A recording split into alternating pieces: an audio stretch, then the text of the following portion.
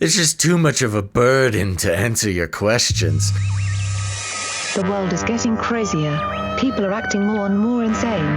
The end of the world is tomorrow. Tomorrow. There's only one thing to do when the world is falling apart. Listen to Basil and Gonz as they discuss this week's news and events through the lens of Bible prophecy. You are listening to Canary Cry News Talk.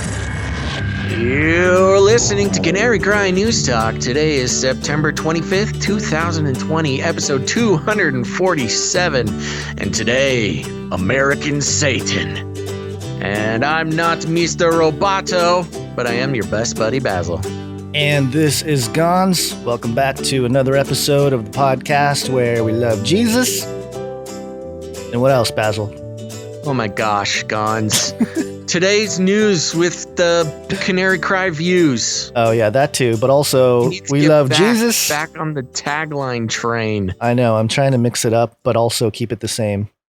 Oh my gosh. All right. Well, we're back. We're both a little sleepy today, but that's okay. We will forge ahead. I'm goofy. I feel goofy because of what we just watched right before we got in here, yes. And I'm just thrilled. And yeah, we've got a real treat for everybody coming up. We'll get to it. Yeah, but until then, Gonz, how you doing? Any updates from last episode? No. The Hear the Watchman conference is going on right now, so anybody who wants to jump on that, I think it's all live stream, and then I think once, even if you miss the actual days of the live streamed presentations, you can still access the archives for, I can't remember how long. Access. Yeah, so hearthewatchman.com. I think Shimura 20 still works, but I mean, might as well give it a shot if you're interested. Yeah. 20% off. That's not nothing, man. I know. That's something. It's 20% off. Very good. Yeah. It is exactly something. It is. Well, that's cool. Yep. Hear the Watchman conference, great conferences, before all the COVID nonsense. We slid in there last September. Got to hit the one down in Orange County, and now they're all digital. So we recommend everybody jump in there.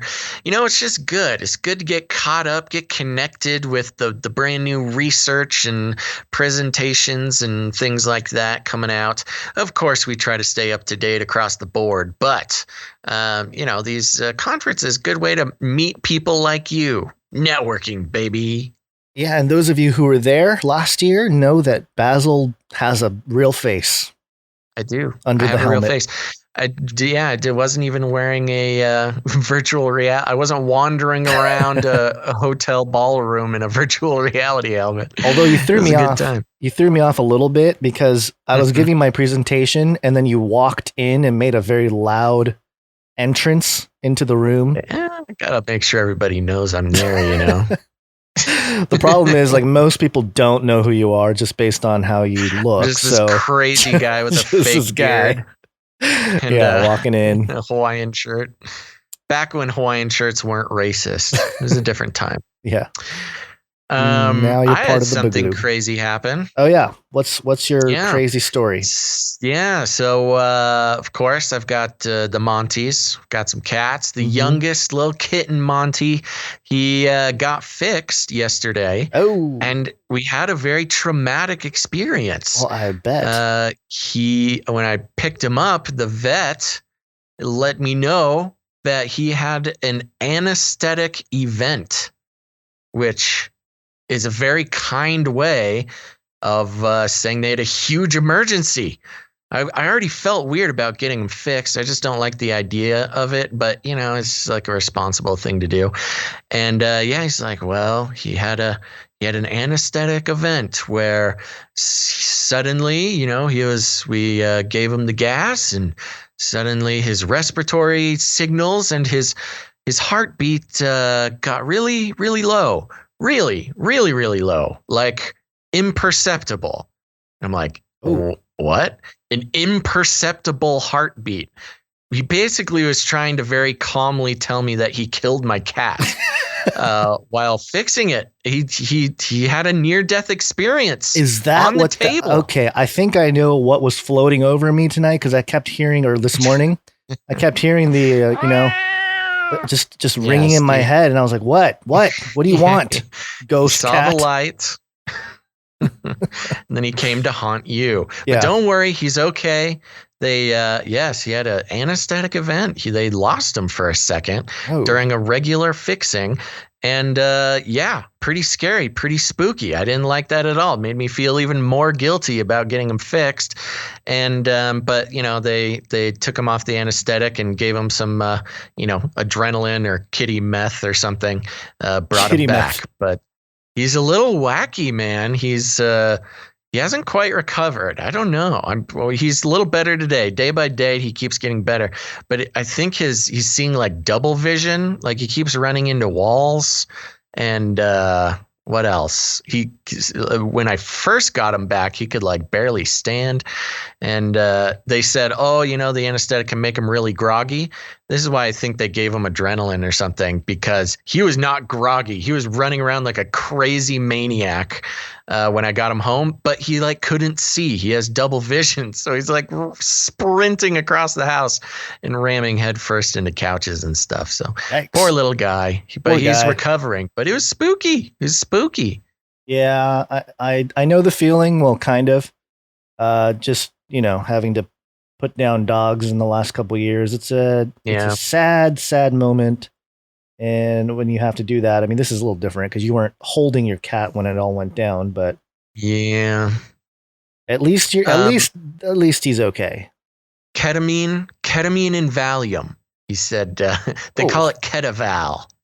So isn't ketamine like horse tranquilizer? They use it for animal anesthetics. Yeah, animal tranquilizers. So pray for Basil's cat. It just kind of happens. Yeah, he might be kind of derpy forever now. I don't know. They say he'll recover, but he's kind of funny. He can. I don't know. It's silly, but that was spooky. So there's my personal news since the last episode. All right. Okay, you want to get into the show? Let's do it. Hold on. Yes. Distracted. Wife text me now. Okay, here we go. Flippy update. Do you want fries with that? Okay, a little quick Flippy update here for everybody. If you're new to the show, the Flippy update. Flippy is the colloquial name for the disembodied robot arms that are taking our jobs, enslaving our children, and flirting with our spouses. We use it as a conversation piece, a proxy conversation. Talk about how robots and AI are making their way into our lives, whether we like it or not, and how we can fight back. Today, Gons, we're coming from digitaltrends.com. And the headline reads, Meet RXT1, the robot punching bag that punches back. Uh-oh. Ooh, yeah. Everyone's a tough guy in the gym until their punching bag starts punching back. And that's the idea between RXT1, described by its creators as the world's first sparring robot. While it more closely resembles a punchy version of the wacky waving inflatable tube man than a robot Mike Tyson, the RXT1 could nonetheless be a valuable tool in training boxers and MMA fighters. It does this by not just giving them an approximately person-sized target to aim punches at, but also 4 foam robot limbs, which it uses to strike back, thereby giving the human fighter something to dodge. Quote, when I started developing the RXT1, I noticed a void in technology in the combat sports industry. Creator Brent Verdiales told Digital Trends, quote, the equipment they are currently using is archaic and has been used for thousands of years. They are good for developing power and speed, but nothing was made to simulate an actual fighter or a striking coach. I wanted to develop both in one system. Verdiales said that he didn't come from an orthodox robotics background. Orthodox robotics background sounds like some sort of high robotics church. Yeah. He learned about electronics and engineering from working in the military as a special forces engineer. Quote, after a wrist injury, I could no longer strike a punching bag or focus mitts, he said, because my job, I still needed to keep my combat skills sharp and wanted to make an in-home sparring partner and striking coach to work on my combinations. I started researching and testing a robotic arm that could simulate a strike. After 6 months of developing, I finally made the RXT1 come to life. It's alive. There are 3 training modes, et cetera, et cetera, et cetera. So there you go. Let's see. It's a Kickstarter campaign. You can get in base level for $699. And if you want it with a torso, you got to have $899. So there you go. Shipping in February, folks. So I thought this was funny. And first, my first instinct was like, uh-oh, we're training the robots to fight. You know, we don't want boxing robots. They're going to learn our methods, our techniques, and use them against us. But then I realized this is much more effective for training humans to fight robots. So if you're planning on joining the resistance when Skynet takes over, we might need to start training with these little guys. Yeah, although it looks like kind of, because the pieces that come at you, they're kind of flimsy foam rods, I guess, foam sticks. Uh-huh. And they look kind of weak. Yeah. But, replace those with batons and. Yeah, that's just the beginner version. You start with the foam, and then you upgrade to katanas, and that's how you once you get good enough, and you're almost ready to hit the actual robot battlefield. You've got some upgrades you can up the stakes with. But there you go. It's a rather simple robot, but I don't know anything about boxing. Maybe I should get one of these things. Maybe you should, to learn how to fight back. Yeah, that's the thing, man. We just need to know how to defeat our robot overlords. Yeah. All right. Good Flippy update. Got a bunch of brief updates that we got to go through here. Are you ready? Yeah, I'm ready. We interrupt this broadcast to give you a brief update. By the end of this timely interruption, you will be thoroughly updated. 33 is the number of completion of the Great War. Of course, 33 being a signaling number of the elite. They always use it in all kinds of headlines and stories. This one from Wabi TV, or Wabi.tv. Maine CDC reports 44 new COVID-19 cases, 33 recoveries. Ooh, that sounds like a good message. They're trying to signal the recovery before the second wave. Yeah, they're trying to move it the other direction. This one was a little bit more interesting. This is PR Newswire, which is sort of like a PR outlet. NWN supports spinal cord injury recovery as 33 Foundation hosts annual fundraiser. 33 Foundation? So when I first read this, I was like, 33 foundations are supporting this? No, it's the name of the actual foundation. What is this 33 Foundation? A leading provider of technology-enabled services, will be supporting those who are recovering from spinal cord injuries by sponsoring the 33 Foundation's 11th annual fundraiser and golf tournament. Ooh, the 33 sinister. Yeah, which interestingly, the spinal cord injury topic, the last Flippy update was a robot arm that fixed a spine. So just kind of keeping with the theme here. The 33 Foundation was founded by Matt Curran, a former Providence College Division I hockey player who suffered a major spinal cord injury after falling from a roof when he was 21 years old in 2001. And yada, yada, yada. He founded the 33 Foundation. So I don't know if he's getting something, somebody whispering in his ear or what. Yeah, what is the meaning? What is the meaning of this? I don't know. I looked into it a little bit. I didn't spend too much time, but I couldn't find any exact reference to why it's the 33 Foundation. But there is a foundation out there called 33 Foundation.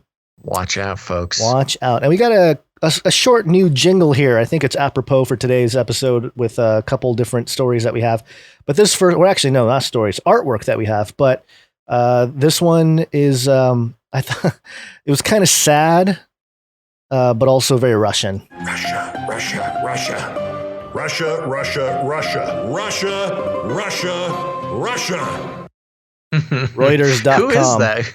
Whose voice is that? That is, I just told you, Keith Olbermann. What was his name? Yeah, I think it's Obermeyer, something like that. Okay. Yeah, he used to be an anchor or something, and then he started his own show in his basement. And he loves Russia. Just can't get enough of it. I'm seeing in the chat here a couple people, I have not verified this, but a couple of people are saying that there's 33 vertebrae in the I've heard spine. this. Yeah, I think I've heard that. Yeah, maybe that's why. That makes sense. All these spine references we've been seeing. Yeah, which is another weird 33 thing, isn't it? Yeah. Let's see. Okay, so this story here. A young violinist's lonely mission to pressure Russia on ClimateGate. I felt bad for this guy, but also Russia is horrible. The young violinist holding a sign reading "Strike for Climate" on a Moscow square didn't have long to wait for the police to arrive.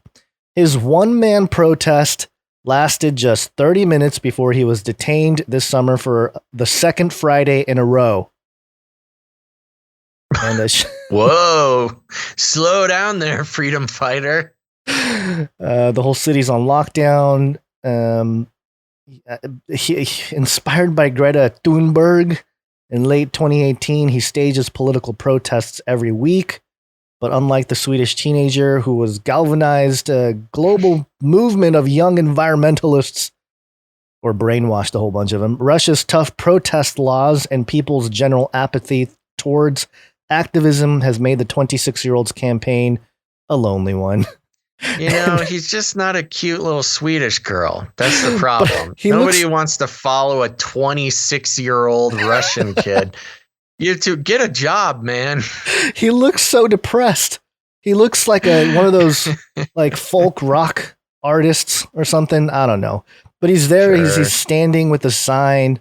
I mean, but at the same time, I'm thinking, Russia, let the man protest. It's a one-man protest. Just let him do Just his let thing. him hold a sign on the street without arresting him multiple times. You know, they don't mess around in Russia. I guess Putin not. with his horse. Yeah. Just real quick, I keep going back to it, but Subdue Light in the YouTube chat is making a connection between the 33 and the vertebrae in the spine and the spinal damage that halted the vaccine. Trials. That's right. Good connection. Wow. I think we made the connection. Good job, Subdue Light. Yeah, Thank you very much. This is why we have a chat. We can't cover all the dots. There's a lot of valuable chat going on today. That's good. Okay, what's next? Next, we have a new world order can emerge. Demonic power. This was published on WashingtonTimes.com. Archbishop Vigano. Trump faces biblical challenge against demonic forces of New World Order. Mm-hmm. Yeah. Archbishop Vigano. Mm-hmm. Who is this? I would think we've covered him before, but yeah, he sounds familiar. He was making some big statements about a month or two back, I think. Yeah, it says here Archbishop Carlo Maria Vigano said the 2020 presidential election presents Americans with a biblical challenge, quote, against the demonic forces of the deep state and against the New World Order. The Catholic Church's former apostolic nuncio to the U.S. once again warned voters that warring principalities unseen to the human eye will clash on Election Day. The Archbishop previously framed the political landscape to a battle between, quote, the children of light and the children of darkness in June. Quote, presidential elections in November represent an epochal challenge, a biblical challenge, the outcome of which will be decisive not only for the United States of America, but the whole world, he wrote in a letter offered but not read to Wednesday's National Catholic Prayer Breakfast. Quote, it's necessary that all of you Catholics of America are well aware of the role that province has deigned to entrust to your president, and that you are aware of the extraordinary battle that he is preparing to fight against the demonic forces of the deep state and the New World Order, the religious leader wrote. I am at your side with fervent prayer, together with millions of Catholics and with all people of goodwill throughout the world. So, wow. Yeah, kind of intense. I mean, this is... he's an apocalyptic Catholic. You don't see a ton of those. No, you don't. And it's weird because of how... I mean, there's always been a religious... appeal with the conservative right and the Republican Party and the evangelicals and all that kind of stuff. But it's always been more dominionist and like theocratic almost, not so much end times eschatological type of stuff. But I guess we're mainstream now. I mean, this kind of thinking, you know, when people are just bringing up demonic forces in the New World Order like it's nothing. Yeah. Well, I don't know. This is an interesting guy. Is he still an archbishop? Yeah, I think so. I don't know if once you have the title, it's gone or not, or you can lose it or keep it forever or whatever.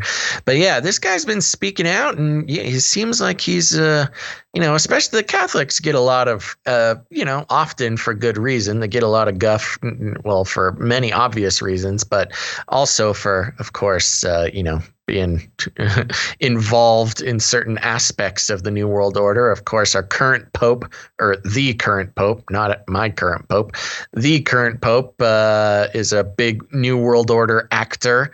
I wonder if sounds like there's some trouble in paradise. Paradise? Yeah. You mean the Vatican? Oh, no. Yeah, not good. Yeah, okay. Yeah, well, pretty interesting. There we go. Pretty interesting. All right, next quick update here, which is about CRISPR Cas9. CRISPR Cas9. BizJournals.com. Unique local partnership creates CRISPR in a box to train next generation of genetic scientists. Mm-hmm. Yeah. A Wilmington-based health system, a Delaware community college, and a Montgomery County life sciences company have teamed up to create an educational toolkit they are calling CRISPR in a box. Uh-oh. It's like a cereal box. Couple things here. The goal of the partnership is to help train the next generation of genetic scientists and technicians in the revolutionary CRISPR gene editing technology. CRISPR in a box is priced at $287 per unit plus shipping. They said for any life sciences company that wishes to buy a box and donate it to the school of its choosing, the institute will set up a Zoom call to instruct the teachers on how to use it. Yay! Oh, good. Got to get Zoom in there. Yeah. The box does not contain any live cultures or viruses. That's good. And the materials can't be used to manipulating living organisms. So it's just it's like, when you get the Legos, the big giant Legos for the little kiddies, before they go into like the real intricate ones. Oh, sure. Yeah. The Duplo blocks. Right. It's the Duplo blocks of CRISPR. Yeah. But they want a whole new generation of Nephilim creators out there. Gotta start them young. I know. How else are you going to create a world full of chimeras if you don't get them started? Yeah. Early on. And this next story here, I included because somebody mentioned it in the chat. And again, we're not able to cover like every story out there. But when I see something and I look it up and I find interest in it, we will mention it. And this is actually, I guess it's Chinese news, which I just got rid of the jingle on my palette here. So I don't have it right there, but hold on, let me see here. Yes, okay, here we go. The story is from China. Can you do a Chinese news mock jingle? No, because I'm a white man, and that's how I get canceled, Gons. Who cares if we get canceled? We're already like mostly canceled. Yes, hello, this is Chinese news. I find that more offensive than if you actually tried to sound like a Chinese person. Okay, this is Gizmodo.com. Huawei R&D lab catches fire in Dongguan, China. So obviously Huawei, we know that there's been a lot of issues with Huawei, and they're basically spy technology all over the world, especially in America. Mm-hmm. And Trump's been kind of going after him, but interesting that they have a fire at the R&D lab.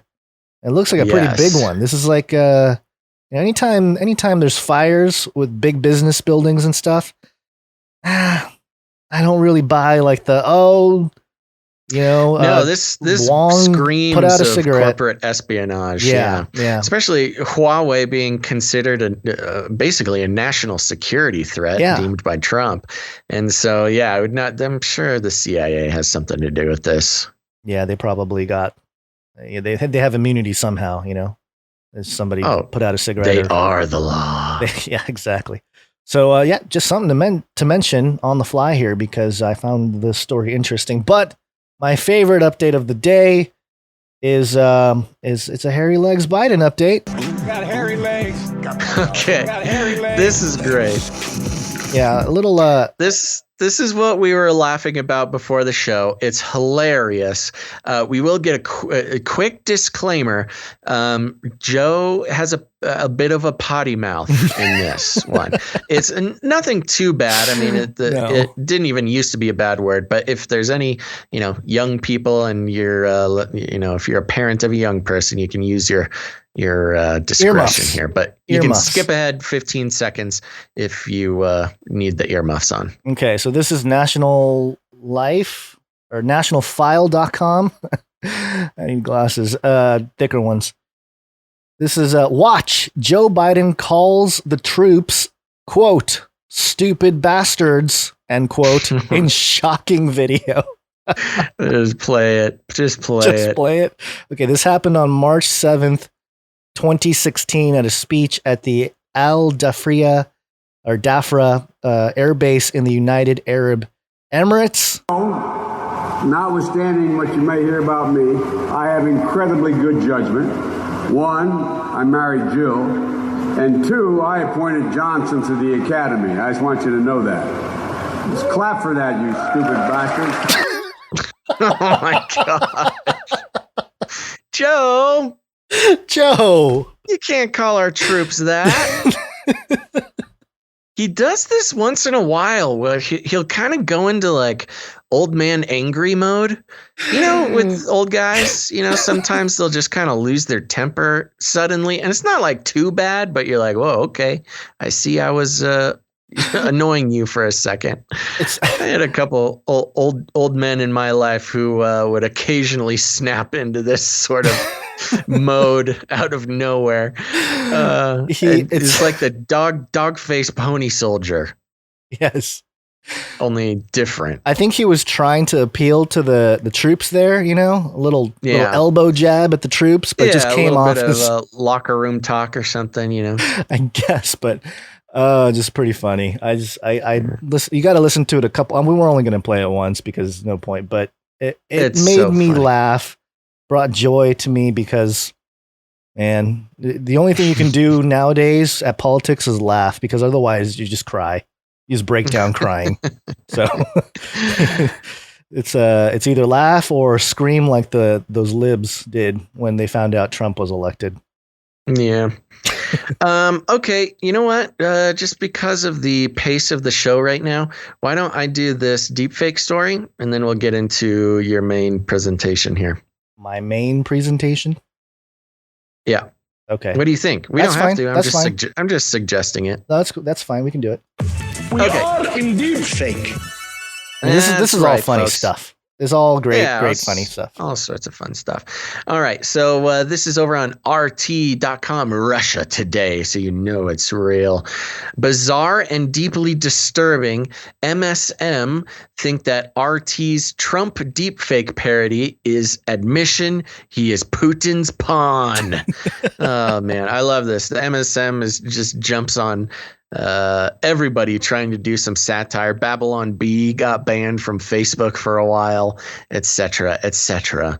A satirical video using deepfake technology to show U.S. President Donald Trump as coming to work for RT after the November election was taken very seriously by Russiagate peddlers at the Daily Beast and the Lincoln Project. In a pearl-clutching piece written by a journalist based in Scotland, the Beast called the ad, which features an actor made up to look like president uttering actual Trump sound bites taken out of context, quote, bizarre and frankly deeply disturbing. The author, Jamie Ross, argued its message was to not so subtly suggest that Putin is Trump's personal hero and that the U.S. president is in the pocket of the Kremlin.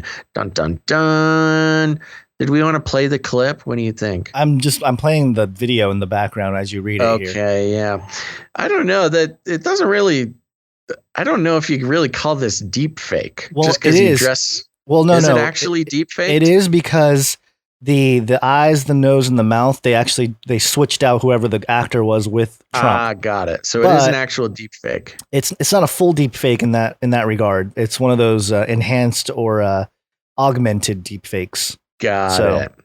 All right, let's keep moving. That's not the only bit of mind reading Ross indulges in either, as he opens the piece by declaring, quote, "We know that Vladimir Putin takes his lifelong campaign to disrupt American democracy and destroy the very foundations of Western civilization extremely seriously."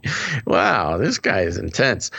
It's a bit rich for the outlet that purports to know this and has spent the past 4 years furiously insisting that Trump is Putin's puppet, to now take umbrage at RT supposedly saying so. It's even richer when the Lincoln Project, a group of disgruntled Republican campaign consultants whom Trump made unemployable, now in the service of Joe Biden and the DNC, takes the RT video literally. Moving on. What neither the Beast nor the Lincolns seem to have realized is that the joke was entirely on them. The video doesn't mock Trump as much as the U.S. media and activists like them who have obsessed for the past 4 years over the very claim it lampoons, that the former real estate mogul turned president was somehow an agent of Russia that seeks no less than to disrupt American democracy and destroy Western civilization. Mind you, the Daily Beast is the same outlet that on Wednesday promoted its exclusive interview with the director of the Comey Rule, a mini-series promoting the disgraced former FBI director's version of history, in which he's, of course, the hero. Incidentally, RT's deepfake Trump doesn't look any worse than what Showtime makeup artist did with Brendan Gleeson there. Let's see here. Yada, yada, yada. Oh, then it gets into the worries. Ross worries about what a deep faked video of Joe Biden saying something unconscionable, like calling our troops mean names, could be if it spread like wildfire on Facebook before any kind of correction could be heard. But nobody's made deep fakes of Biden because they don't need to. He provides plenty of meme fodder with his actual unscripted statements, only for the Beast to leap to his defense. Ross himself actually did so Wednesday when he described a Republican report on the foreign misadventures of Biden's son Biden's son Hunter as a politically motivated hatchet job. If writers and editors at The Beast or the Project Lincoln pals actually paid attention to the RT video, they'd have noticed the repeated parody disclaimers. That they didn't suggests they see only what they want to see. This is not the first time RT baited the Russia haters with satirical clips. Back in 2015, the network celebrated its 10th anniversary by poking fun at President Barack Obama and Secretary of State John Kerry, blah, blah, blah, talking about some other video there. So there you go. Russia Today, the most American news site or news outlet, had a little fun, and they took the bait. Not only did they take the bait, but just some of the tweets, man, it's unconscionable to me. Like, I know. Well, it's just straight up lying now, because you know that your far left people aren't going to actually watch the video. They don't care. They just want to see the headline. Trump said crazy thing. I know, but now it is truth. I'm starting to think that like the whole ploy here is to make sure he's reelected. Because it's like just the ridiculousn's of throwing Biden out there, way, doesn't it? I mean, just rolling out Biden and having all his little things pop up. But I think they are doing Biden's doing a great job campaigning for Trump. I'll say that. Yeah, that's what I'm saying. And just this kind of stuff where clear deep fake is being used as like the evidence for their unsubstantiated claims about Russia's connection with the whole. Just got to keep the headlines moving, man. That's how you manipulate society nowadays. I guess, but it's almost like they need deep fakes of Joe Biden being normal, like not saying anything crazy. Good luck. Sure nobody would believe it. No, people would know it's a deep fake. They're like, oh, that's either a deep fake or footage from 35 years ago. And even then, have you seen some old Biden footage where he gets he starts picking fights with people and stuff? Yeah, he talks like a Republican. Or like how he's smarter than them and stuff. It's pretty entertaining. I don't know. All politics is just that's what he was saying with the troops. He's like, I have great judgment. I have the best judgment. It's huge. Clap. Kind of want to watch that footage again. Let's move on. Okay, so I wanted to throw this in there. I guess we're moving through quicker than I thought, but that's okay. This is concerning the race wars. The race wars. Race wars. Race war. I've warned you and warned you and warned you. And one of the things we actually reported through a CNN source on the last episode, I think, when we talked about it. And I think that confused me because some of these things that I'll clear up here I knew about, but for whatever reason, when we read, this is how bad CNN is. It just messes with your mind, even if you're trying to deconstruct it. Yeah, I think doing some comparisons is important.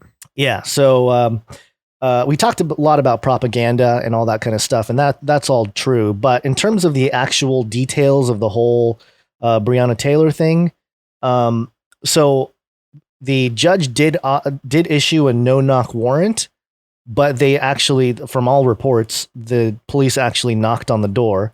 And they actually, in that county, I think it might be the whole state, they made no-knock warrants illegal, or they just basically banned it a couple months afterwards, which makes sense. Recently. I mean, there's some pretty unconstitutional elements to a no-knock warrant to begin with.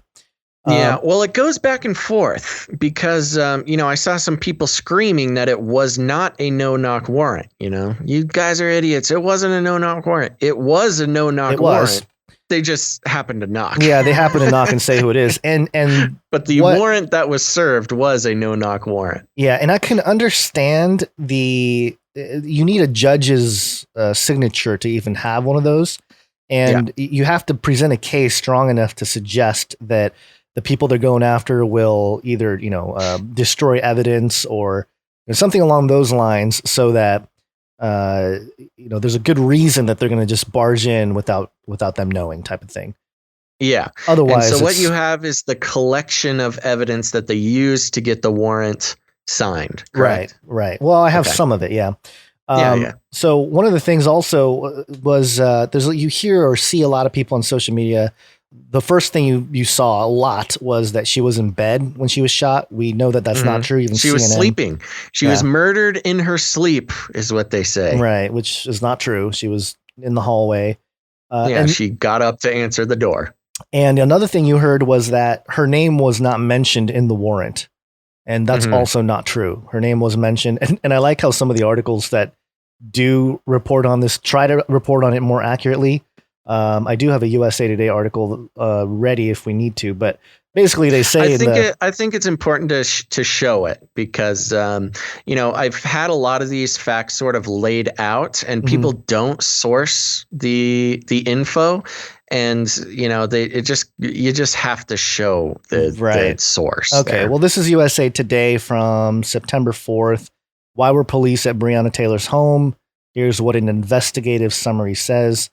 And what was the point I was trying to make here?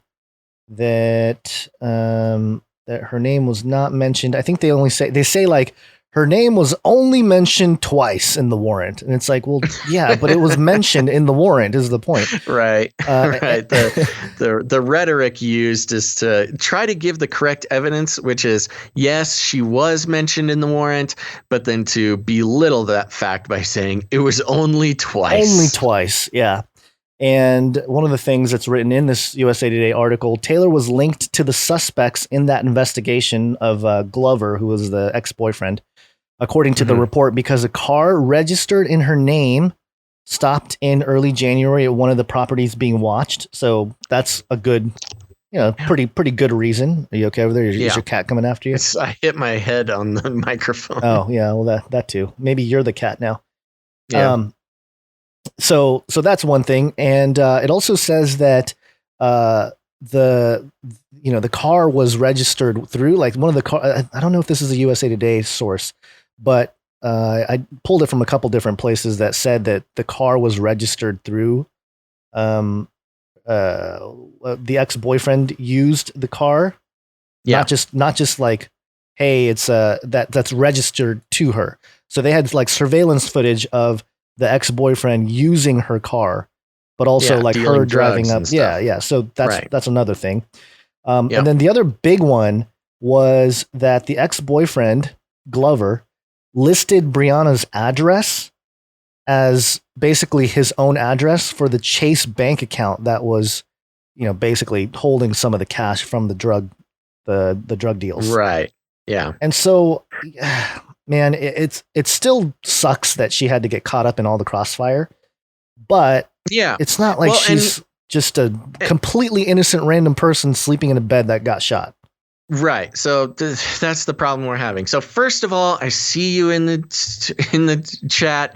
I know we're reading from liberal sources. We're not a conservative show that repeats the news that you want. What we do is we take news from all different sides, compare, contrast, find the facts, point out rhetoric and the mind control on either side of the conversation and pull out the right stuff. This is not the place to come if you're just wanting to hear conservative articles read to you like a bedtime story. No, we get into all sorts of stuff. So yes, and the point is the CNN article we read 2 days ago was perpetuating the ideas, many of the ideas that are obviously debunked, also being reported in some mainstream, but being left out of others. And that includes that Breonna's address was on the drug dealing bank account. The car was registered to her. I believe there was, what else was there? I think the ex-boyfriend actually said in an interview, like after he was arrested, that Breonna was handling his money. Yeah, it was the jailhouse phone call after he had been arrested. And he says to the mother of his child, is how I think the report was, that, Breonna has the money. She's got $8,000. She was helping me deal and all that kind of stuff. So, yeah. So now here's the thing to keep in mind. And this is a very common practice that drug dealers use, especially guys who are moving big amounts of drugs. And this is actually a real big problem in not just the African-American community, but that socioeconomic level of people who, get into big time drug dealing. It's a tactic that these drug dealers use is they'll get a girlfriend or something like that, and they'll put all of the stuff on paper, bank accounts, cars, the paper trail. Phone numbers, the paper trail. They pin the whole paper trail on the girlfriend or some woman that they're able to sort of keep around. And that's done to protect the drug dealer. So to me, it sounds like Breonna was, dating this guy who was a drug dealer. He used her, put her name on the bank account, put her name on the phone bill, put her name on the registration, and, maybe she was handling the money, maybe she was, maybe she wasn't. I'm not here to make a claim on whether she was innocent or not, but it is an added factor that it's a very common practice that in order to protect themselves, drug dealers will sort of wrap in sort of an unsuspecting girlfriend, even before the girlfriend knows that they're a drug dealer. Right. Now, I don't know what Breonna's situation was. Maybe she knew, maybe she didn't, or maybe she, at the time of Breonna's shooting, he was then an ex-boyfriend. So it sounds like she had gotten out of the relationship, but on paper, she's still involved with the whole situation. Right. So, right. So there you go. So if anybody should be, this is where the conversation starts to turn into a much deeper societal conversation, because you can then start to say, so all the people that are upset, they shouldn't be upset at the police here. They should be upset at the drug dealer who put her in this situation. But then Right. the response will be that no, it's because of the cultural systemic racism, whatever it is, that, you know, people of color are being forced into a culture that is drug dealing and all this kind of stuff. And so the argument goes, you know, down the rabbit trail, so to speak. And I always bring the argument back to, it starts in the home. You know, it starts with the parents. It starts with all that, because that's where kids learn their values about themselves and about the world. And that's where things can change. And make, you know, that's where you can make a difference as an individual, is within your home. You know, that's right. Because culturally you're going to get propagandized from all kinds of things. You know, it's going to be, there's no way around it. There's no way around it. They're gonna propagandize you, whether it's pro-police, anti-police, you know, gang culture, whatever it is. Something's going to be glorified. Something's going to be taken into or changed or to you know, as a belief system. And your job as a parent is to make sure that your kid understands that, hey, the world is not as it seems, but also that you have your own ability to sort of act within that and to respond to all that. But of course, you know, that people aren't focusing on that. People are just focusing on down with the police, down with all this. And I was actually surprised at this response here. This is sportingnews.com. Charles Barkley, Big Chuck. Do you know Charles Barkley, Basil? Oh, yeah. You do? Oh, yeah. Okay. All right. On defunding police. Quote, who are black people supposed to call? Ghostbusters? ? And he went on TNT's post game last night after the Lakers Nuggets game, and basically shared his sentiment that even though he thought it was a sad situation with Breonna Taylor, that he thinks that it shouldn't be the same kind of situation as George Floyd or Ahmaud Arbery. And Shaquille O'Neal, who's another guy on the show, you know, ex-NBA player, Freemason, by the way. He came out openly, shared his big Masonic ring on the show several years ago.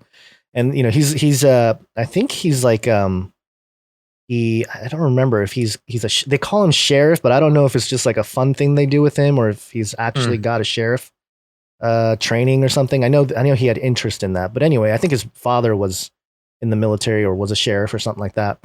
But anyway, he agrees with Charles Barkley here. And of course, this stirred up all, you know, the social medias. Everyone's freaking out about Charles Barkley and how he's insensitive. He doesn't know what he's talking about. And, you know, they're keeping the black man down again, man. It's really fascinating to me because it just seems like there is, the stoking is not so much. It is a stoking of race between like white man and black man. But I feel like the stoking is even more just within the black community. You know, like there's people within the black community saying like, hey, we know this is wrong, but like people that are approaching it with a little bit more of a, you know, rational mindset. And then others who are just totally buying into the narrative, the public narrative. And so, and what's dangerous about that is, you know, Shaq being an open Freemason, we're going to sit here and say, oh yeah, we agree with Shaq, the Freemason. That puts us in a really weird position too, you know? So it's just no matter what, you're going to get caught up in the net that they throw out there. So just beware. But I wanted to clear some of those things up because I know that it kind of confused some listeners out there. And I just thought it was important to revisit. That's the point. Yeah, it's the point to confuse you. I mean, again, when you even have two separate left-leaning mainstream news outlets that can't agree on pretty basic facts, that's part of the double speak and the belly feel. Yeah. I've started using belly feel a lot, though. You can really describe a lot of people's. It's kind of like triggered. It's like a different name for triggered, almost. It is. It's almost it's the original word for triggered. Yeah.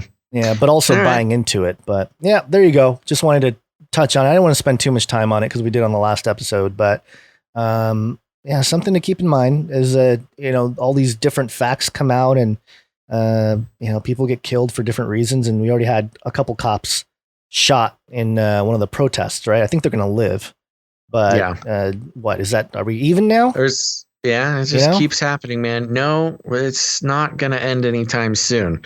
Like I've been saying, it's getting a little squirmy and really worried about how far this is going to go. Good news is we've only got a little over a month and a couple weeks until the election, and then the real drama can start. Oh, no. Then no. That's what I'm worried about. That's if Trump wins, then they're going to unleash some madness on the streets. Oh, it's just going to get crazy. It's going to get crazy. But also, if Trump loses, I think equally crazy. Maybe. I was thinking about that.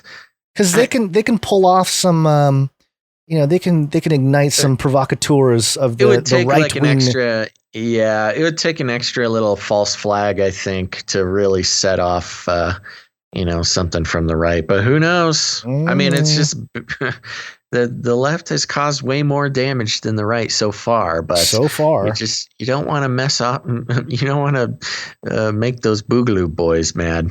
I know. With their Hawaiian shirts. You never know what they're capable of. Yeah. All right, so that was kind of the wrap up there, and partly the reason why, and we have actually more specific story of the reason why we decided to call this episode American Satan, is because it's just the whole thing is adversarial, no matter what side of the aisle you're on, with all these issues.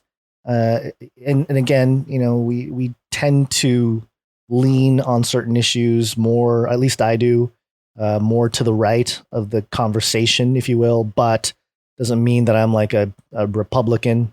I'm not, by the way. I'm not registered Republican or a registered Democrat.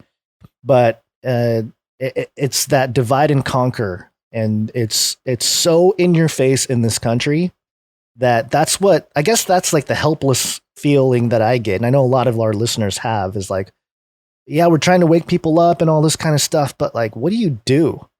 How do you wake people up when one side of the news is 24/7 in your face, just nonsense, and then the other side is just as fervent? Maybe they have a little more facts on their side or whatever, but it's still wielding a political axe. It's still manipulated. It is. Both it's manipulated. They'll tip the scales in whatever side they're looking for. Right.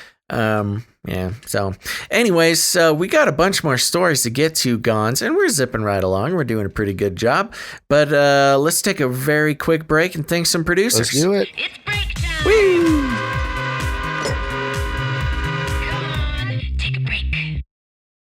Okay, folks, we're just going to take a quick break. Don't go anywhere, though. After the break, we have got some Satanist news and a little mother update. We got some waccine secret society, secret panel, death panels, as well as everybody's favorite Nephilim update at the end of the show. So stick around.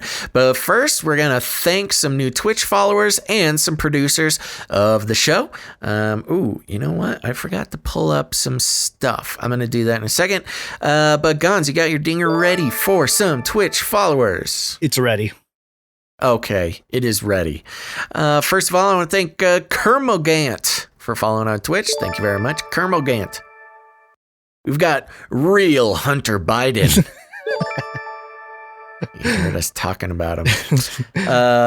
Don't give us your dirty money, real Harry Biden. Real Hunter Biden. Real Hunter Biden. We got Joe Biden's clone is following us now. Hey. So we've got Hairy Legs Biden and Joe Biden's clone. We're really getting the Biden family the attention. The whole family. We've got Steve Simpson, 007. All right. Steven.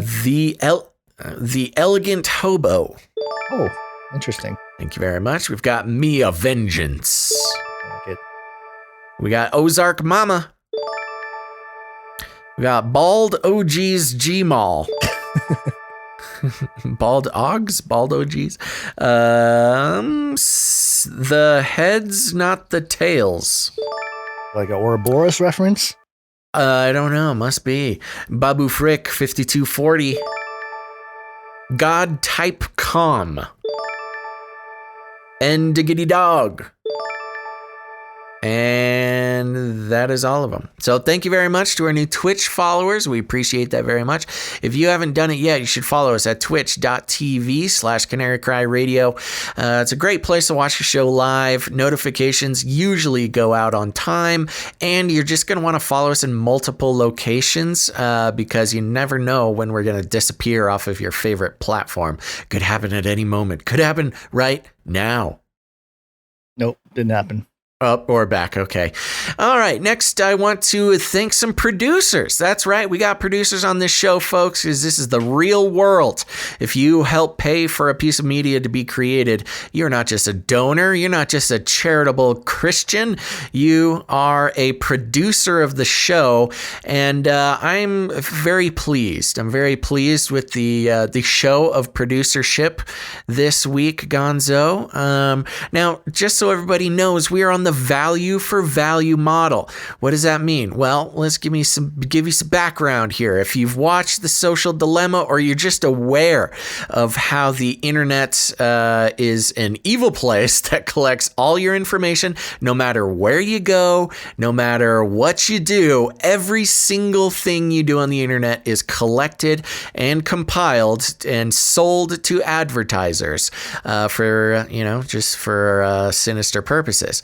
Now, here's the thing. A lot of shows like ours, they'll do advertising, and that's okay. We respect their choice to do that. But we decided long ago that, the fact that the advertising model encourages people like us to consider our listeners as a commodity, as cattle to load up on a truck and sell to advertisers for our own personal gain, we just didn't feel right about that. Instead, we go on the value for value model, which is we put out the show, we do it often, and we try to do a pretty good job. And if it brings any value to your life at all, you have the opportunity to put some value back into the show. And it's not just investing in the show, it's also investing in yourself. I mean, if you're getting value out of the show, if it means anything to you, helping out the show financially is doing nothing but helping out yourself as well. So that's why we appreciate our producers so much. We couldn't do it without you. Now, first of all, you can go to patreon.com/CCNT for Canary Cry News Talk. It's a great place to start supporting the show. And Gons, we've got a couple new producers. First of all, I want to thank Phyllis Schmillis for upgrading her support level. Thank you very much, Phyllis. Next, we have Jared, producer Jared, coming in. That's right. Thank you, producer Jared, and producer Melanie. So thank you, three. That was very, very good. Yeah, thank you. Very, very good. And also, Phyllis. Nice. I saw Phyllis also subscribe to the Face Like the Sun Patreon. So thank you for that, Phyllis. Doubling up. Oh, thank you very much. She's jumping in all over the place. We appreciate that. Next, we have patreon.com/Canary Cry Radio. That's a different podcast we have. If you have not listened to that podcast, you really should. It's a great place to update yourself on, really what's going on long term. And you might know about some of that stuff now, but it's an interview show. You're not going to want to miss it. Now, patreon.com/Canary Cry Radio. We've got two new producers, Gons, and that is Relisthesia. Thank you, producer Relisthesia, and producer Laura. Thank you so much. Now, here's the thing, folks. If you don't like Patreon, that's okay. A lot of people don't like Patreon. We respect your choices. But if you don't want to use Patreon and you still want to support the show, you can go to canarycryradio.com/support. canarycryradio.com/support. That's right. Over at canarycryradio.com/support. We'll drop that link in the chat for you. We have all sorts of ways to support the show. We got PayPal options. You can come in with a monthly producership, or jump in. If commitment's not your thing, you can make a one-time producership in any amount that you choose. We've also got cryptocurrency options. All sorts of fun ways to support the show there. Gons, anybody come in on PayPal? Yes, we got a really, really generous gift tackling the whole 33 Ooh. Taking back the 33. I know you guys, the people started the $33 gift donation thing, but you move a decimal and it starts to pile up.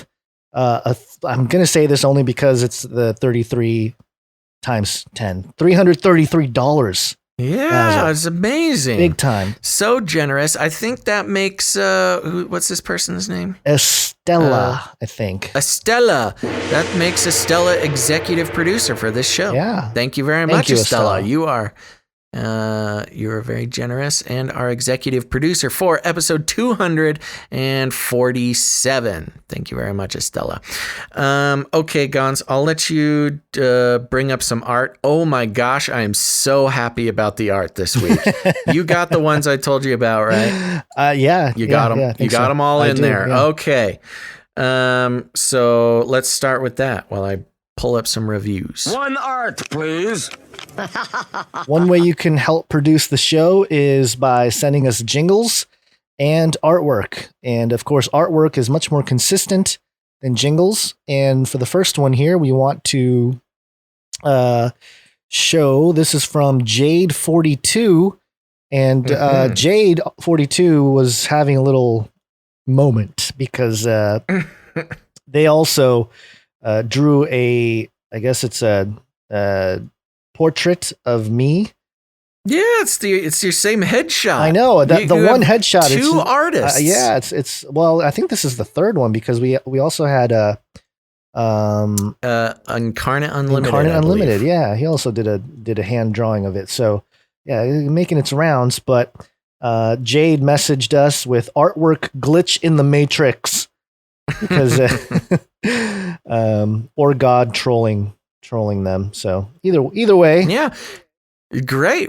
I mean, very talented. We had Allie, or who was it? It was Allie, right? Yeah. Allie last week also did this portrait. Gons, you have a whole collection of artists drawing your portrait now. Yeah, I know. That's very impressive. And this is a very impressive rendition. I know, very good. I just keep showing it to my wife. Huh? See? One of these days, Gons. One of these days. One of these days, she'll love me again. The other one, we have a couple more. These are great. We got one from Yvonne. Might have to do an explanation here. Yes. I'll let you explain it, but let's show the first one from Yvonne.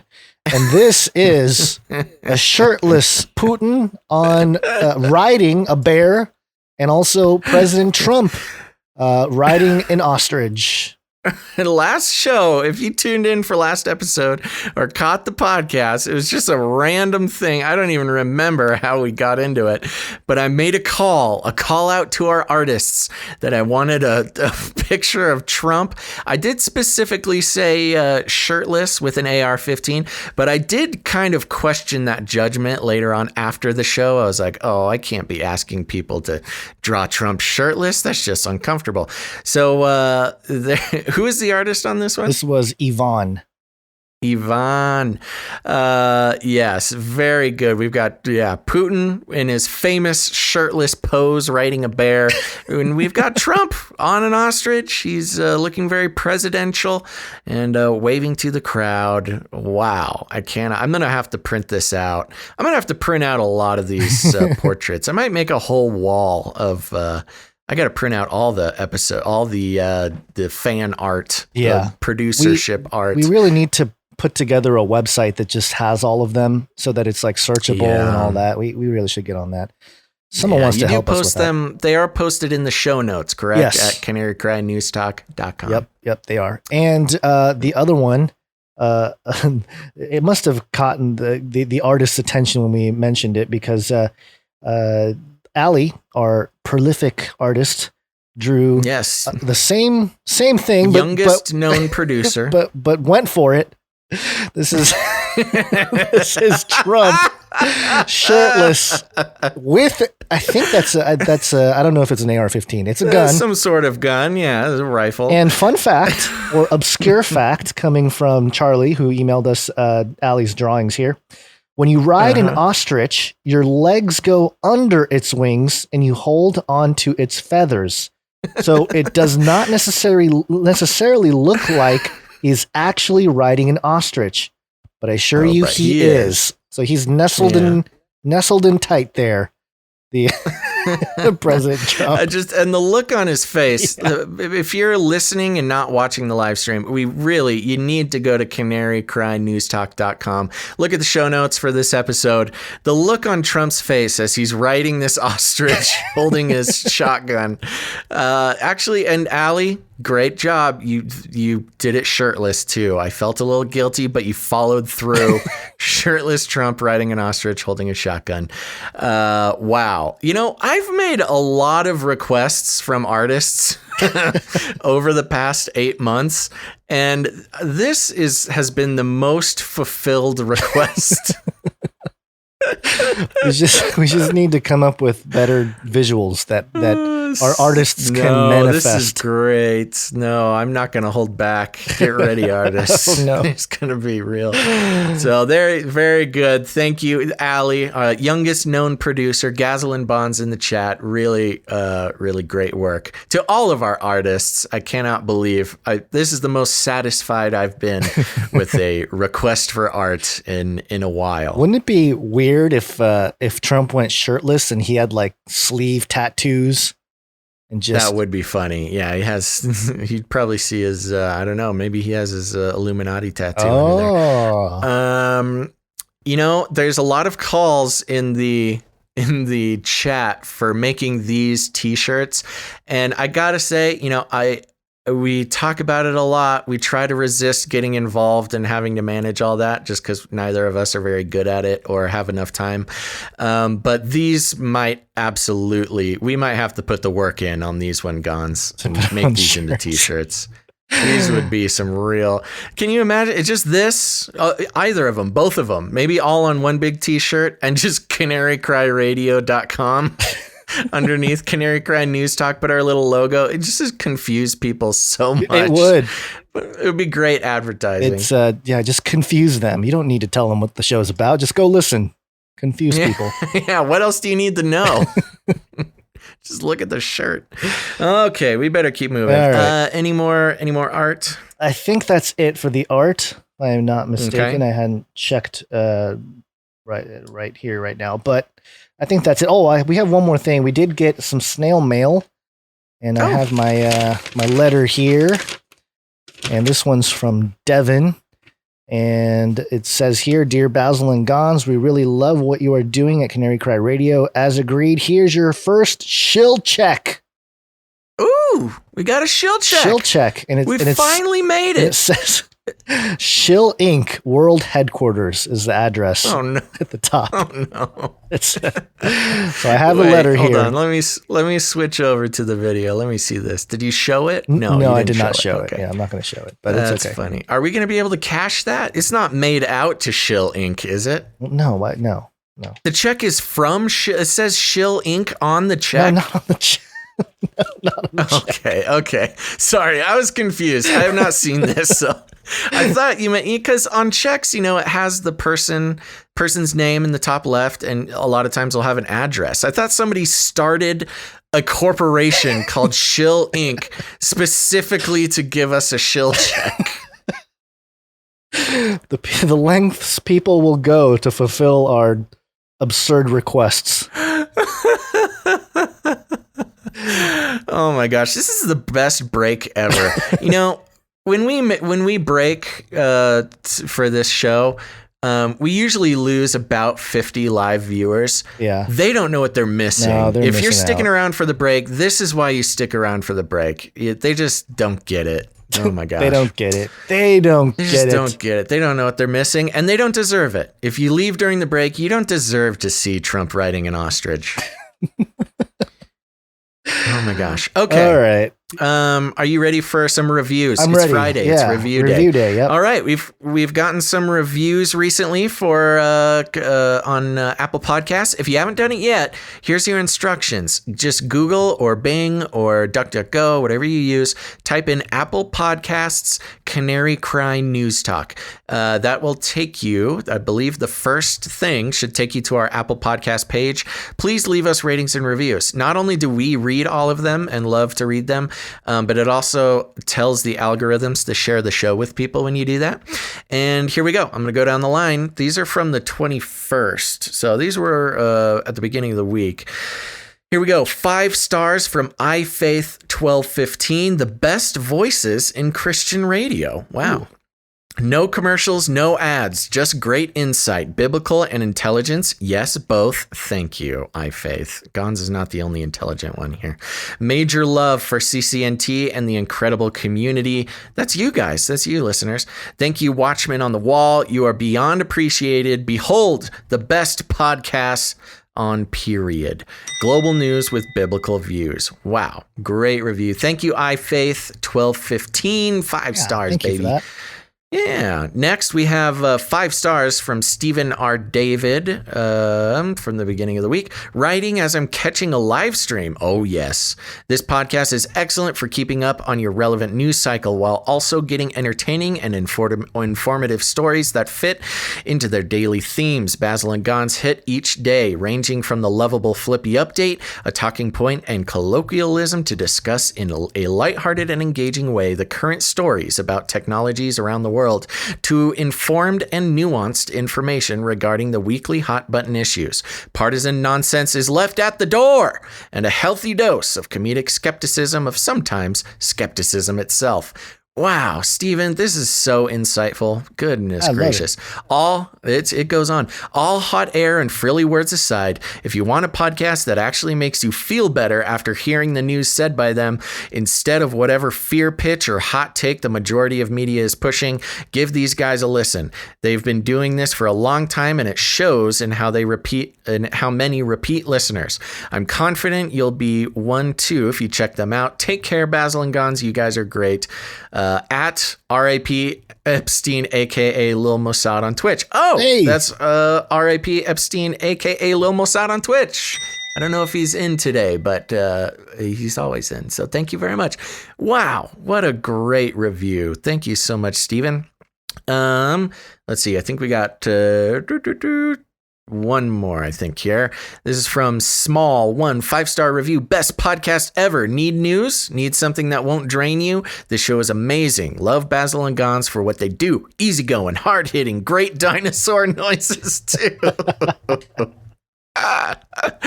Oh my gosh, what a great day, Gons. I was a little iffy on this show, but I'm feeling good now. And then actually one more here. 5 stars from emusk33. Oh no. Great podcast. Awesome. They're so kick back and easy to hear. There we go. Oh my gosh, there's another one. Ooh, it just came in. Yeah, one more here. This is from VG333. Look forward to this every week. I've listened to Canary Cry Radio for 5 years now, and the more content I get from these guys, the better. If you're a CCR listener, honestly, what are you waiting for? This podcast covers news topics that you don't hear about on the regular news channels. My favorite is the Nephilim update.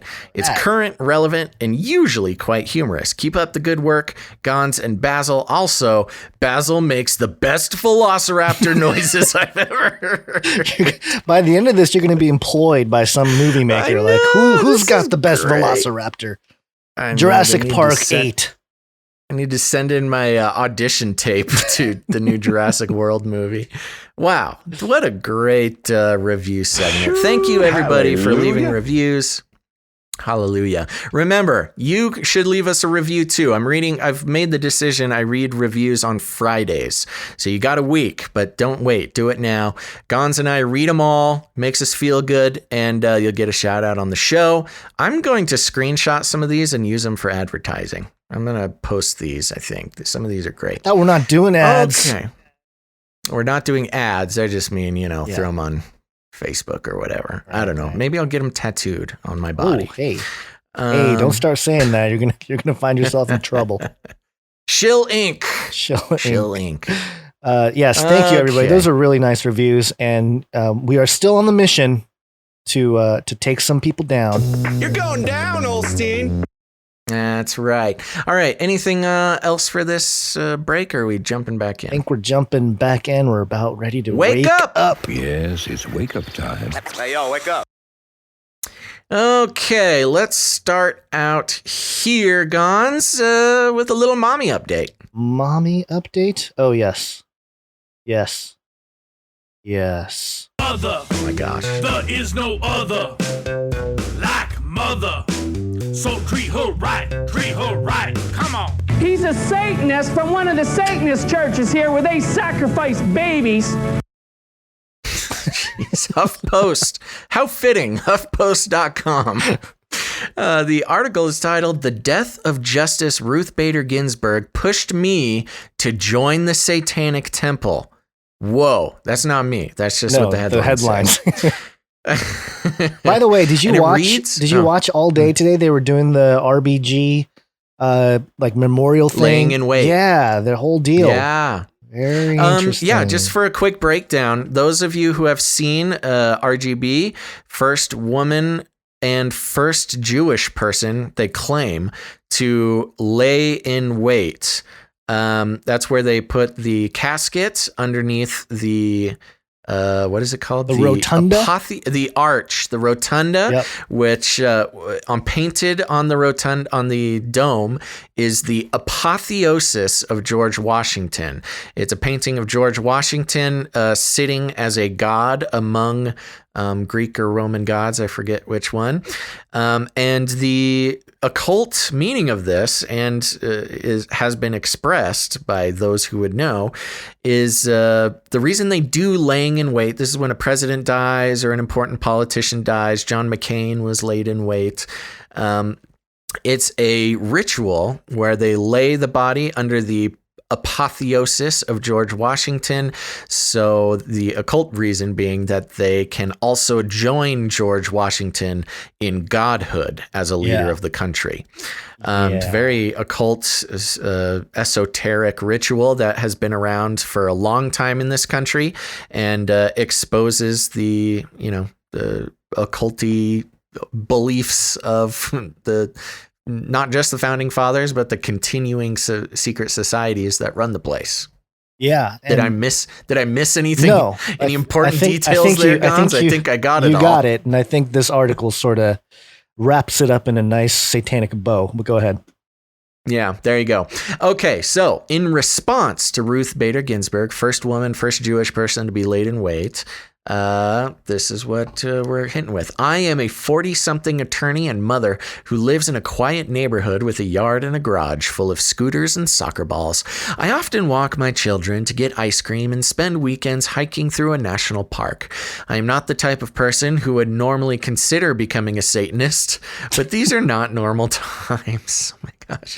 Like so many other women in the United States, when I learned of Justice Ruth Bader Ginsburg's passing, my first reaction was not grief, but fear. I fear that American citizens are inching closer to living in a theocracy or dictatorship, that the checks meant to prevent this from happening are close to eroding beyond repair. When Justice Ginsburg died, I knew immediately that action was needed on a scale we have not seen before. Our democracy has become so fragile that the loss of one of the last guardians of common sense and decency in government less than 2 months before a pivotal election has put our civil and reproductive rights in danger like never before. And so I have turned to Satanism. Members of the Satanic Temple do not believe in the supernatural or superstition in the same way that some Unitarians and some Jews do not believe in God. Satanic Temple members do not worship Satan, and most are atheists. They are not affiliated in any way with the Church of Satan. Just a quick description. We've talked about this before, but the Satanic Temple and the Church of Satan are two different things. The Church of Satan actually worships Satan. The Satanic Temple, they claim to be like an art project against religion. Moving on. Instead, the Satanic Temple uses the devil as a symbol of rebellion. Dun, dun, dun. Just like other faiths, the Satanic Temple has a code that their members believe in deeply and use to guide their lives. These 7 fundamental tenets include that, quote, "One should strive to act with compassion and empathy towards all creatures in accordance with reason." That, quote, "The struggle for justice is an ongoing and necessary pursuit that should prevail over laws and institutions."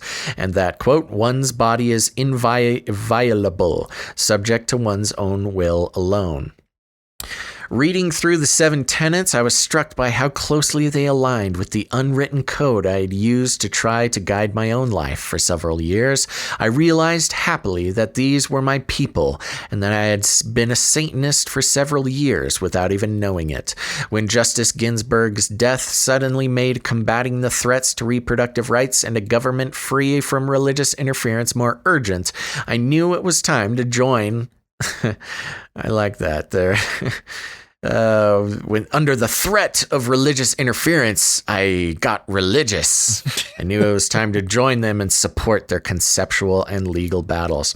Even before Ginsburg's death, the Supreme Court was unwilling to provide adequate protection for a woman's right to choose and to control her body. The court was unwilling to keep church and state separate. Neither of those points are actually true, but okay. Now, without her voice of reason on the court, let alone her vote, Roe versus Wade is in imminent danger of being overturned, not based on legal arguments or scientific reasoning, but because of religious objections to what is a safe and necessary procedure for the woman who seek it out after discussions with their physician. Okay, a lot of leaps of logic there, but okay. Ginsburg's replacement is all but certain to be vehemently anti-choice, with one of the top contenders being belonging to a sect that actually used the term handmaid to refer to women until the popularity of the TV series The Handmaid's Tale gave the term negative connotations. Notice how there's no actual facts in that, no names. They just call it a sect of what? What are you referring to? My understanding is that Trump's current pick has explicitly said that they would not touch Roe versus Wade, but that doesn't make for a very good activating talking point for the left. So, I think this woman was just looking for a reason to become a Satanist. In the hours after Justice Ginsburg's death, I sat wondering what the future would hold for my daughters. Their ability to live in a country where the religious beliefs of others would not play a role in their right to assert autonomy over their own bodies was suddenly, starkly in danger. Traditional means of keeping abortion safe and legal seemed woefully inadequate to protect the rights that women in the generation before me had fought so hard to secure. Almost immediately, I sought strength in the Satanic Temple's efforts to turn religious arguments on their head by pushing for religious liberty for their members on an equal basis with believers in the dominant Christian faiths. If you remember, I believe it was the Satanic Temple who created the abortion thing, the abortion ritual. Yeah, the one we covered a few episodes ago. Right. That was about a month ago. We covered that. Yeah.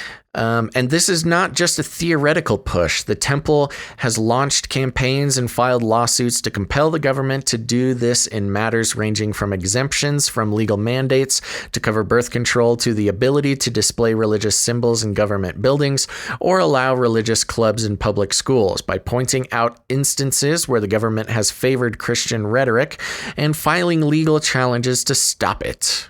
Stop the Christian rhetoric. The Satanic Temple has transformed belief into action and has demonstrated what freedom fighting truly looks like. Okay, just a little bit more here. The Satanic Temple hopes to appear before the Supreme Court in a case challenging a Missouri abortion law that requires those seeking to terminate their pregnancy to first receive materials asserting that their abortion would end the life of a separate, unique person. Yeah, because that would just be crazy. The temple argues that these materials violate the deeply held religious beliefs of one of its members regarding bodily autonomy and scientifically reasonable personal choice. The argument the Satanic Temple is using is the same one the Supreme Court effectively endorsed in the Hobby Lobby birth control case, for which Justice Ginsburg wrote the dissent, that no one should have to follow a law that violates their deeply held religious beliefs. If a Christian should not have to do so based on that, what a crazy rabbit hole that could become. Bring that out to the logical conclusion. If your religious belief is that you have to sacrifice babies, that argument would try to make that legal based on religious beliefs. Moving on. If a Christian should not have to do so based on their religion, a Satanist should not have to either. This is what equally under the law means on a fundamental level. Equality. This is an organization. What? Equality under the law. What did I say? Equally? Oh, yeah. This is what equality under the law means on a fundamental level. This is an organization I want standing up for my rights and for my daughters'. The Satanic Temple. While I support more mainstream groups like the American Civil Liberties Union and Americans United for Church and State, my research has shown that the Satanic Temple is truly in line with my beliefs about protecting our First Amendment rights and fighting laws that promote or are based on religious doctrine, and that is willing to use radical, creative, and yet legally sound strategies to make its case. I was able to become a mother when I wanted on my own terms. Throughout my pregnancy, I had access to scientifically accurate information and the ability to make informed choices with my doctor. While I never had an abortion, I want the same opportunities to choose for my own girls. I am far from certain these rights will exist 10 years from now, when they may be deciding when, how, or even whether to start their own families. There is a real chance that the Supreme Court will be lost for a generation or more to justices appointed for their religious beliefs rather than a deep understanding of the Constitution or a desire for justice to be carried out on an impartial basis. Because of this, I believe that the Satanic Temple and its members' dedication to fighting for true freedom represents our best last defense against anti-choice lawmakers who are seeking to, notice how they're going for the anti-choice rhetoric there, who are seeking to assert power over women's bodies and take away our right to choose. Yeah, not because they just don't want to kill babies. It's because they want to control you. We need creative, resolute thinkers who are willing to stand up for what they believe in and take concrete action to do so. And the Satanic Temple is full of those kinds of people. I am proud to now count myself among their ranks. Everyone who cares about women having autonomy over their bodies should care about efforts to use religion to chip away at this right. We need to think outside the box to challenge what is coming and what is already here. The Satanic Temple is already doing that, and by becoming one of its members, I believe I have joined a community of people who will stop at nothing to safeguard my family's rights and all of our rights when they are at their most vulnerable. So there you go, Gons, joining the Satanic Temple to protect abortion. Well, not just abortion. She's saying all of our rights. Yeah, I know. Notice a lot of those false equivalencies, as if all of the rights and First Amendment rights aren't being fought for by pretty much everybody, except the establishment. The Christians have been, the church in general has been an advocate for if it wasn't for the church, there may not be First Amendment rights. Yeah. Well, plus, what about the rights of the child that's not born yet? And that's where the logic breaks down, doesn't it? Everyone's rights. The ones I like, though, not the ones you like. Yeah.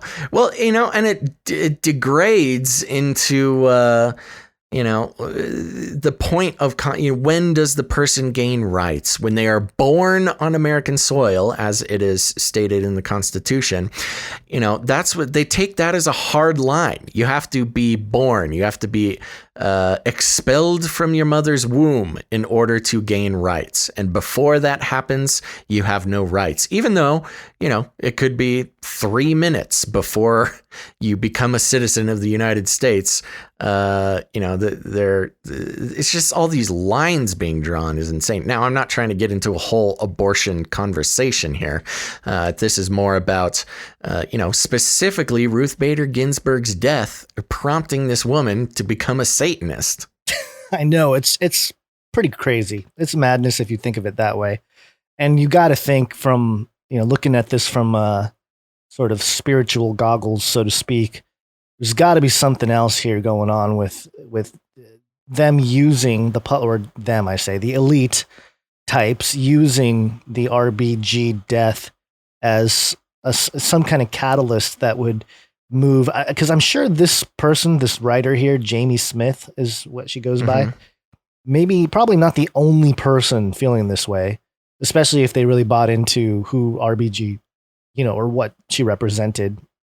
and what the threats are to our Constitution and our rights if they replace someone that's more conservative, But man, looking at it from spiritual goggles, it's got to be something's wrong. Like something's not right in terms of just the country in general, where they feel like someone feels like they need to turn to the Satanic Church to feel welcomed or have some kind of camaraderie about about the future of their kids and the rights of themselves and their children. I get it's largely around abortion, and so that's where the conversation gets kind of messed up or confused. But because a lot of it, and we talked about this in the last episode, but there's a difference between what's legal and what's moral, and they don't always jive. And abortion is actually a really good example of that, because morally, a lot of people are like, no, it's killing babies, but legally it's allowed, so not everything that's legal is moral. And I think when you start conflating the two, you fall into these traps here, like this author did, where the rights and the law and those things are much more important the way they are right now. It's, it's not like laws haven't changed over the years.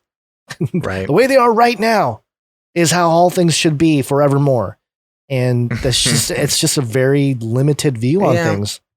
And it gets mixed up too. I mean, it's the subtlety and the nuance, to refer to a reviewer of ours, is, because of course the left will pull out that conversation when it comes to, gun control or the Second Amendment or this or that, being, we get to choose which old laws we like and we get to choose which old laws we don't like.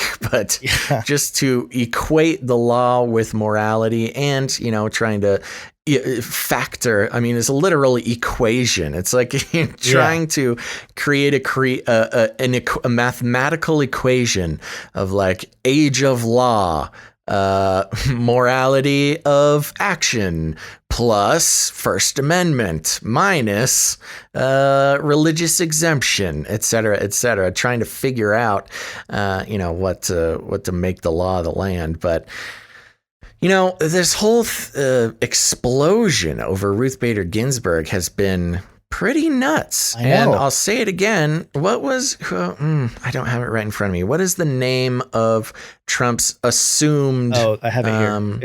It's Amy something, right? Yeah. It was in the article that was linked. Amy Coney Barrett.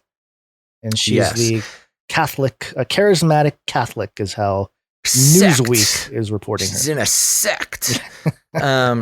Yeah, and there are quotes from her when she's like literally in a church talking, where she will, but she literally came out and said, you know what, I'm my beliefs will not factor into what I do on the bench. I'm strictly, following legal precedent. I would not mess with, a long-standing legal precedent to achieve my own religious beliefs. She said this, but of course, nobody wants to hear it because this is all political. Yeah. And we just, orange man bad can't, if Trump likes her, she must be evil. And Trump himself, I mean, this idea that, look, I know we have some people who love Trump, and that's totally okay, but we step outside of the left-right paradigm for this show. And the fact of the matter is, Trump was a Democrat for his entire life until he switched to run as a Republican. He doesn't care about Roe v. Wade. He doesn't. I don't know. I mean, you can stop me, Gons, if you think I'm wrong. I don't know. I don't know enough to really say one way or another. Yeah, I don't think he does. He has no interest in causing that kind of trouble, I don't think. Maybe he does. I don't know. We'll see. But from what I know about him in his past and what he said, if I wasn't in VR land and I could Google faster, let me look this up. I was going to say, I'll let you take the show for a second. Well, he might now because, he's got to appeal to the evangelical right conservative crowd. So he might, he might be pro-life now. But one of the things that I wanted to mention, you were talking about lying in wait under the rotunda. It's lying in state. I know. Yeah, I think it's not lying in wait. It's lying in state. Yeah. I'm looking at it here. It says lie in honor. So I don't know if that's a whole different. Weird.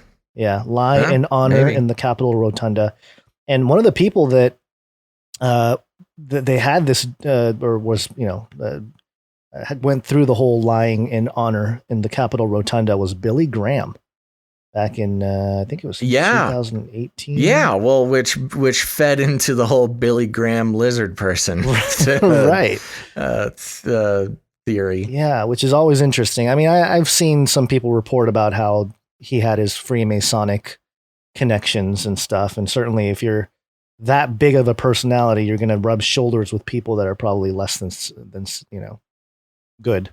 But this is from the Washington Times, so it's the right-leaning competitor of Washington Post. From January 21st, 2020, Trump declares Roe v. Wade anniversary as National Sanctity of Human Life Day. Did you hear about this? I kind of remember, something along those lines. Well, I'm sure he's towing the party line now. Somebody mentioned the Noahide laws in the chat, and I'm trying to pull up what they were because there's 7 Noahide laws, and then they mentioned the 7 laws of the Satanic Temple, and I'm wondering if there's any correlation there or any overlap. It'd be an interesting study. What were you saying? I'm sorry. In reference to what now? The Noahide laws. Have you heard about but in reference to Roe v. Wade?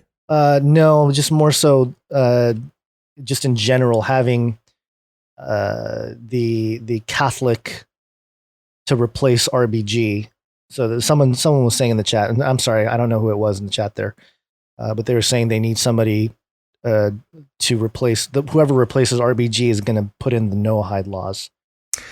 Yeah, there's a lot of talk about this Noahide law thing. A lot of people think it's a good idea. Some people compare it to just the Jewish version of Sharia law. I'm actually, right off the top of my head right now for this show, I'm not really ready to comment on that.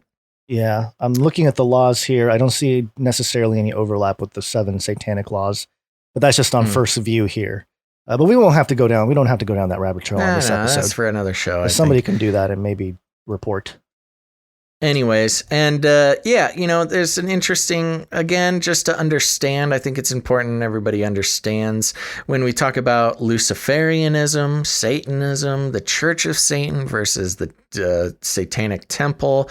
Luciferianism is totally different from the Church of Satan.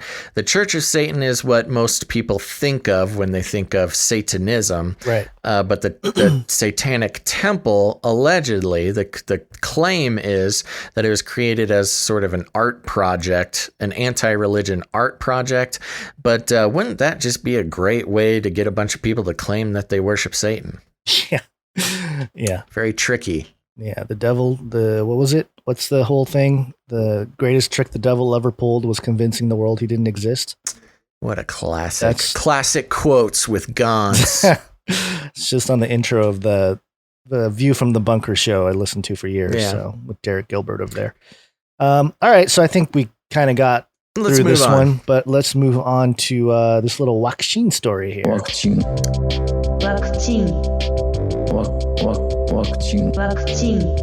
This is NBCnews.com. Secret. Powerful panels will pick COVID-19 vaccine winners.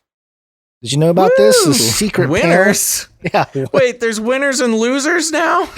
It's like a reality TV show that we didn't know about with like dark, like shadowy people behind a panel choosing who wins. It's like the Bachelorette at the end. If you get the lizard person gives you a rose, you get the vaccine. Most Americans have never heard of Dr. Richard Whitley, an expert in pediatric infectious diseases at the University of Alabama, Birmingham. Yet, as the coronavirus pandemic drags on and the public eagerly awaits a vaccine, I don't know if we're eagerly awaiting a vaccine, but okay. He may well be among the most powerful people in the country.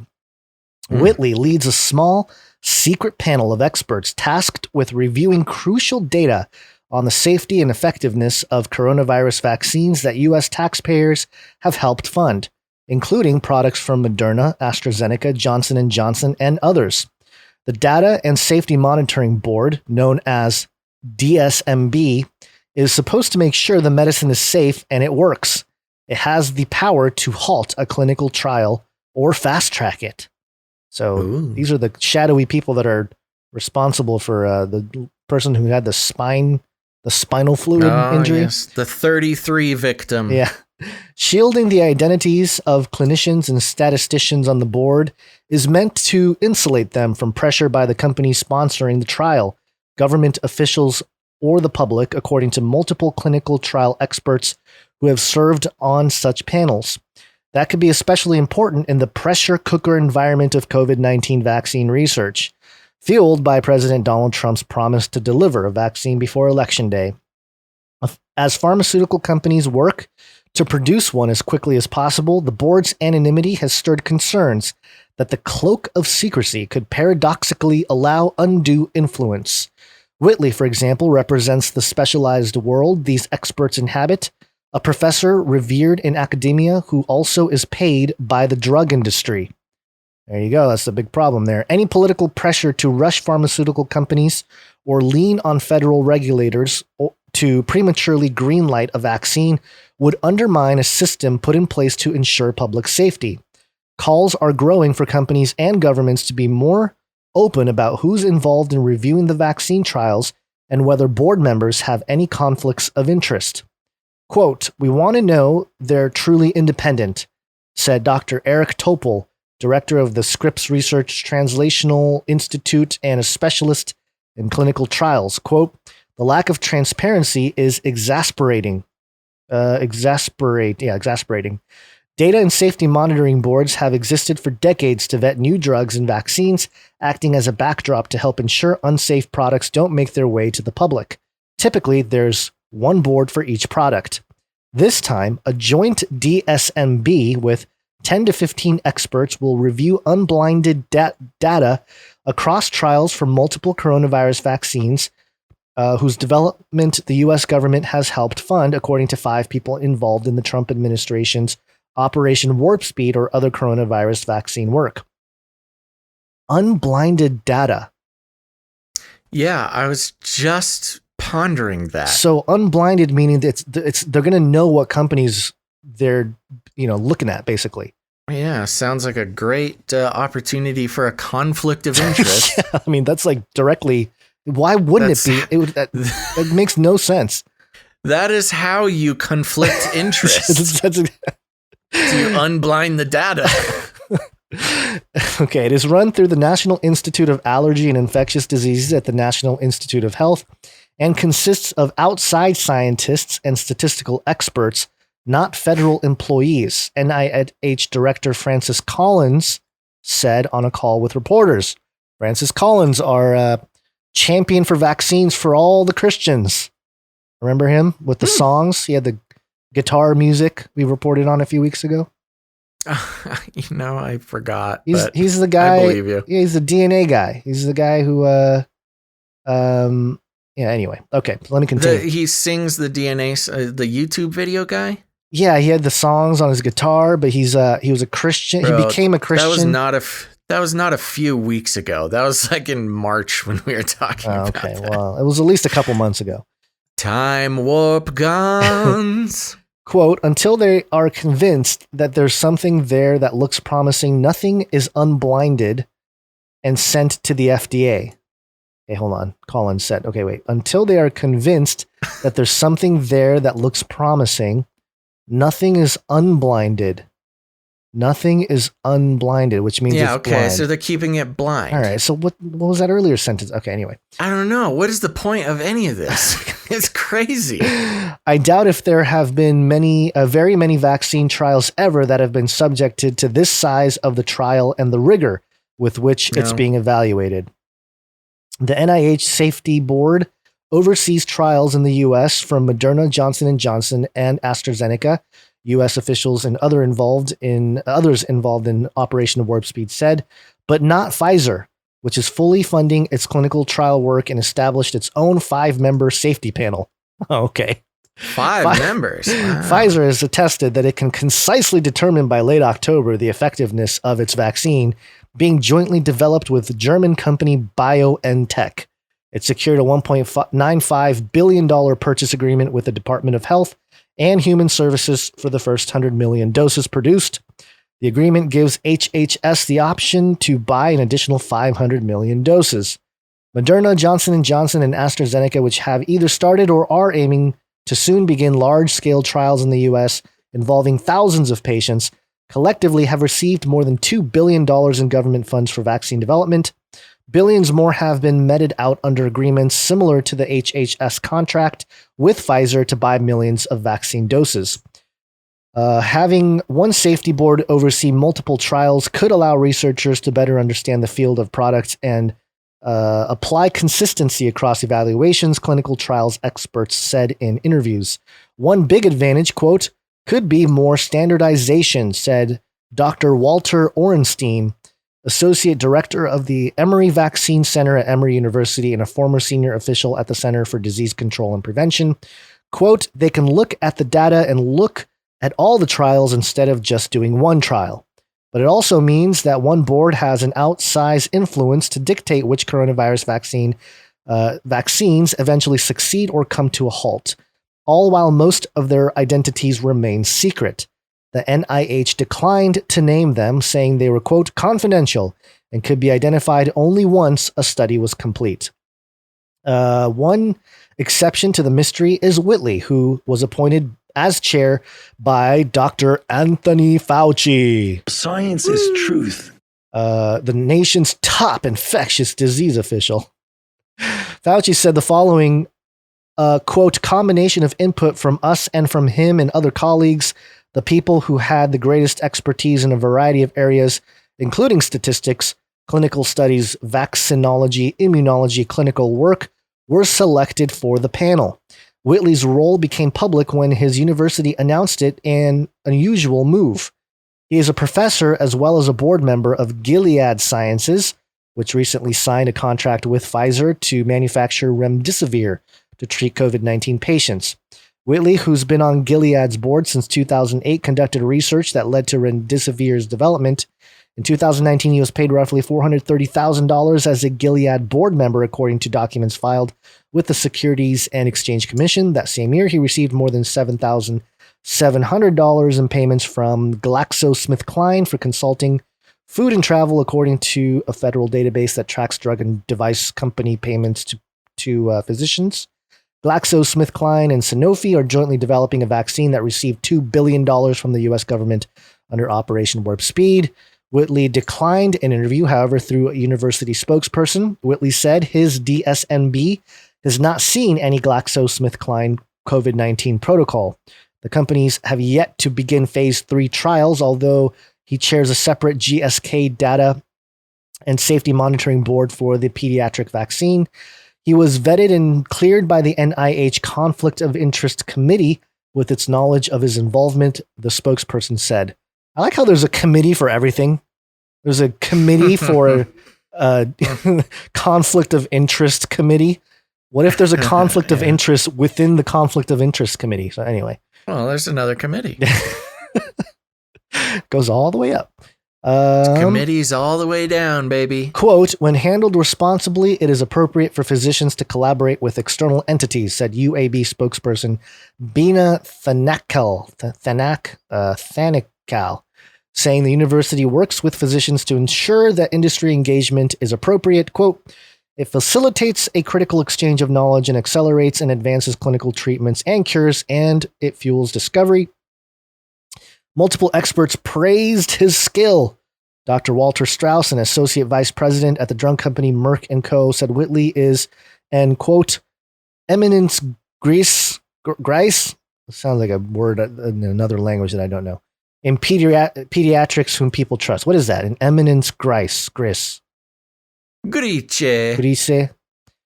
I actually trust that process, and the fact that they asked Rich to do it makes me feel reassured because he's so good, said Dr. Gene Marazzo, director of the University of Alabama, Birmingham's Division of Infectious Diseases. Multiple scientists who have participated in data and safety monitoring boards maintain it's important to keep the board anonymous to shield them against pressure or even for their safety. For example, when trials were conducted in San Francisco for HIV/AIDS research, the board was confidential to protect members from patients desperate for treatment, said Susan Ellenberg, a professor of biostatistics, medical ethics, and health policy at the University of Pennsylvania, who's written extensively on the history of DSMBs. If approached by a patient, it, quote, would be very hard to tell you, oh, I can't help you. It's an unreasonable burden, said Ellenberg, who said she was involved in coronavirus-related safety boards but would not name them. I thought that was interesting. I mean, I don't know how many people are really like, oh, please help me with my coronavirus. Please do something with the vaccine. I don't know. Not me. I mean, they're out there.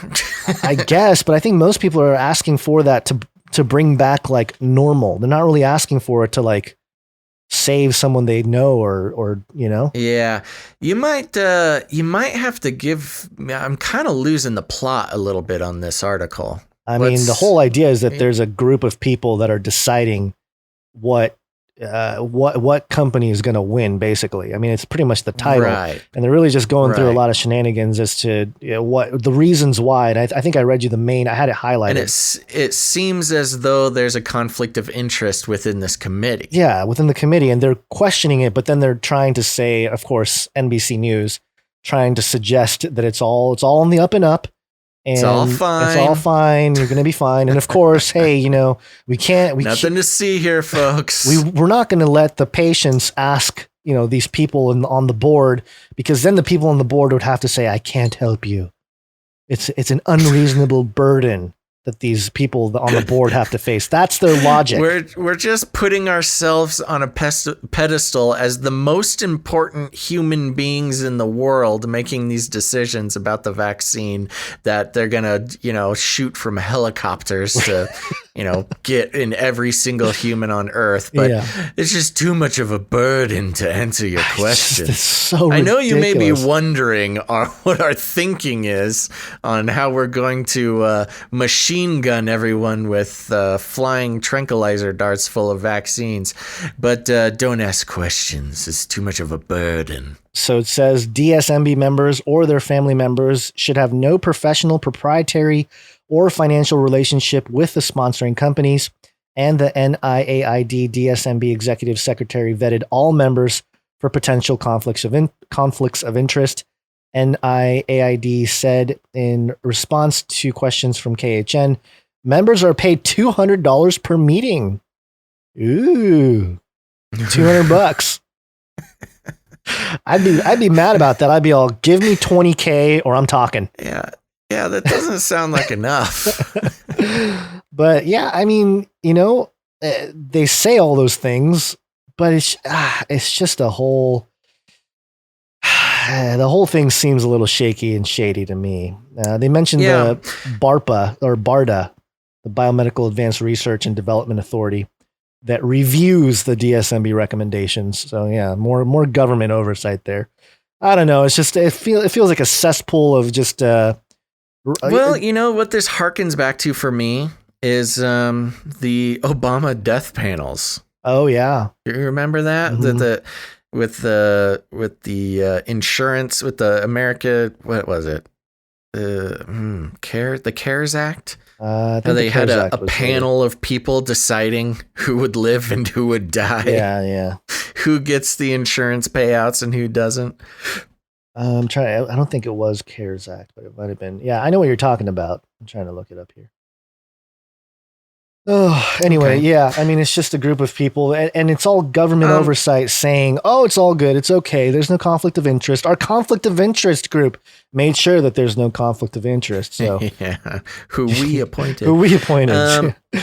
From the chat, Del Casio says, so I work with cardiothoracic surgeons. Mm-hmm. We had a talk the other day that they will not be taking an experimental vaccine released in the next year.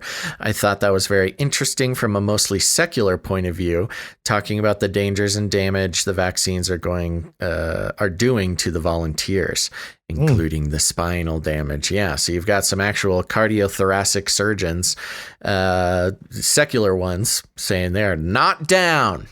Yeah, that's really kind of the last line of defense for the people. Like the last hope is that these independent doctors are willing to, the real doctors, not like, I'm going to say this, not Asian doctors that became doctors to please their parents, but like doctors that actually want to help people. Because I'm telling you, a lot of Asian doctors. Okay. Yeah. A lot of people that become doctors within Asian families. He's saying it. I'm not saying me, it, folks. I'm saying it. Okay. Not all. You can email face like the sun. Not all. I'm saying some. Facelikethesun.com. And as a partially as a joke, but also kind of true, is that when parents say like, "Hey, be a doctor," to like to their kids in Asian families, it's not really to help people. They don't want you to be a doctor to help people. Sure. They want you to be a doctor so you have the doctor name, Bring so it's honor to your family. Yeah, to bring honor to the family. It's had nothing to do with helping people.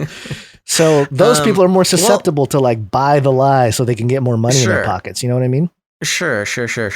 Well, and yeah, I mean, of course, we've already seen it. It's been happening for 8 months now. Yeah. A doctor will come out and say something against the official narrative, and they get shut down and deplatformed and shunned and besmirched. And so, yeah, unfortunately, we're in a situation where all these doctors, they're not going to get the vaccine, and they're only, going to be giving them or recommending them because they're forced to. And if they speak out against it, they're canceled, basically. Yeah. Doctor canceled. Yeah, I know. So it's very financially driven, which is still the scary part. But it's all on worldview too. I mean, if you're a Bill Gates fan, then you're going to hear this, and we're taking things that are genetically modified organisms and we're injecting them in little kids' arms. We just shoot them right into the vein, right into the vein. Dr. Bill, when do I get the needle to shoot them in the veins of children? We will do it ASAP, Doctor. All right. Well, that's Dr. interesting. Bill. Let's keep an eye on those new panels. death panels. The new death panels, yeah. The Trump death panels, we're going to call them. All right, one more quick thing here. Yeah, I'm out of stories. So what do you got, Mr. Nephilim? We got a misdirection Nephilim update. Nephilim update. This got me all spiced up, and then I was very disappointed. Variety.com director Geronimo Quevedo on setting expectations. I'm keeping it very low. Yeah. On San Sebastian work in progress title, The Fossilized Remains. Whoa. Oh, what are we talking about? Whoa. Producer Juan Segundo Alamos was in San Sebastian to showcase Los Restos Fósiles, The Fossilized Remains, the debut feature film from award-winning Argentinian director Geronimo Quevedo. And I'm not going to read the whole thing, but the movie has nothing to do with like actual fossilized remains. It's like a political movie about Argentinians, and I was very disappointed. The filmmakers were invited to San Sebastian to compete for 2 prizes, the WP Latam Industry Award, bestowed by the company's Ad Hoc Studios, Deluxe Dolby Laserfilm Cine Video, Nephilim Producciones. Nephilim update. So it's a misdirection because it really has nothing to do. We've heard of Nephilim Producciones. I know, we mentioned it before, and I was hoping for more, especially in a film called The Fossilized Remains. And but no, nothing to do with the giants or the Nephilim, but also spiritually maybe so, because they're trying to subtly get political. Maybe the Nephilim are trying to get political. Maybe politics in general is just Nephilim. The whole thing. We know that already. Yeah, that's true. We already know that. Okay, well, before we go into the end of the show here, when I was reading reviews, I forgot to read reviewers from Canary Cry Radio. For those who don't know, Canary Cry Radio, totally different show. Go subscribe to it. Also, and while you're at it, subscribe to Canary Cry News Talk. Despite our increasing popularity with these live streams, the podcast downloads have not followed that trend. So if you haven't done it yet, subscribe to Canary Cry Radio and Canary Cry News Talk on your favorite podcast player. We are there. Subscribe, listen, go. Here are some reviews from, again, Small One, a 5-star review. Give it a listen. This podcast is full of inside jokes that you can be a part of. Ever wanted a whole bunch of new friends in one afternoon? This is the show for you. All right. Feel left out? Think you're just weird or random for normal people? Leave the normies behind and join us. I think that's a great description. Inside jokes. I always questioned why some people didn't keep listening to the show, and then I realized there are lots of like jokes you gotta catch up on before you're fully integrated. But if you stick with it, you'll be with it for a while. Then there was a 5-star review from Russell 4, who said, "Listen, found the Canary Cry News Talk, Gons, from No Agenda show." Ooh. Wow, we actually got a listener from our No Agenda show appearances. And now I'm going back through every single Canary Cry Radio episode. Love you guys. Great. Thank you very much, Russell 4. That's great. All right. Anything else before we close it out here, Gonzo? No affiliation. Kutz one in the chat says no affiliation with Karen Cry Radio. And with that, but that would be a great spin-off show. It would. We should just Karen Cry News Talk. Just all right. Thank you, everybody, for listening to this episode of Canary Cry News Talk. Now, keep in mind, we're going to be back on Monday, which will be the 28th. Oh my gosh. Monday, I know. We're going just keeps moving. September. Time keeps moving. So make sure to turn on notifications. Follow us in multiple different platforms, because that's the only way to make sure that you're going to get notifications. We'll be going live sometime between noon and 3 p.m. Pacific Standard Time, so make sure to put that on your calendar.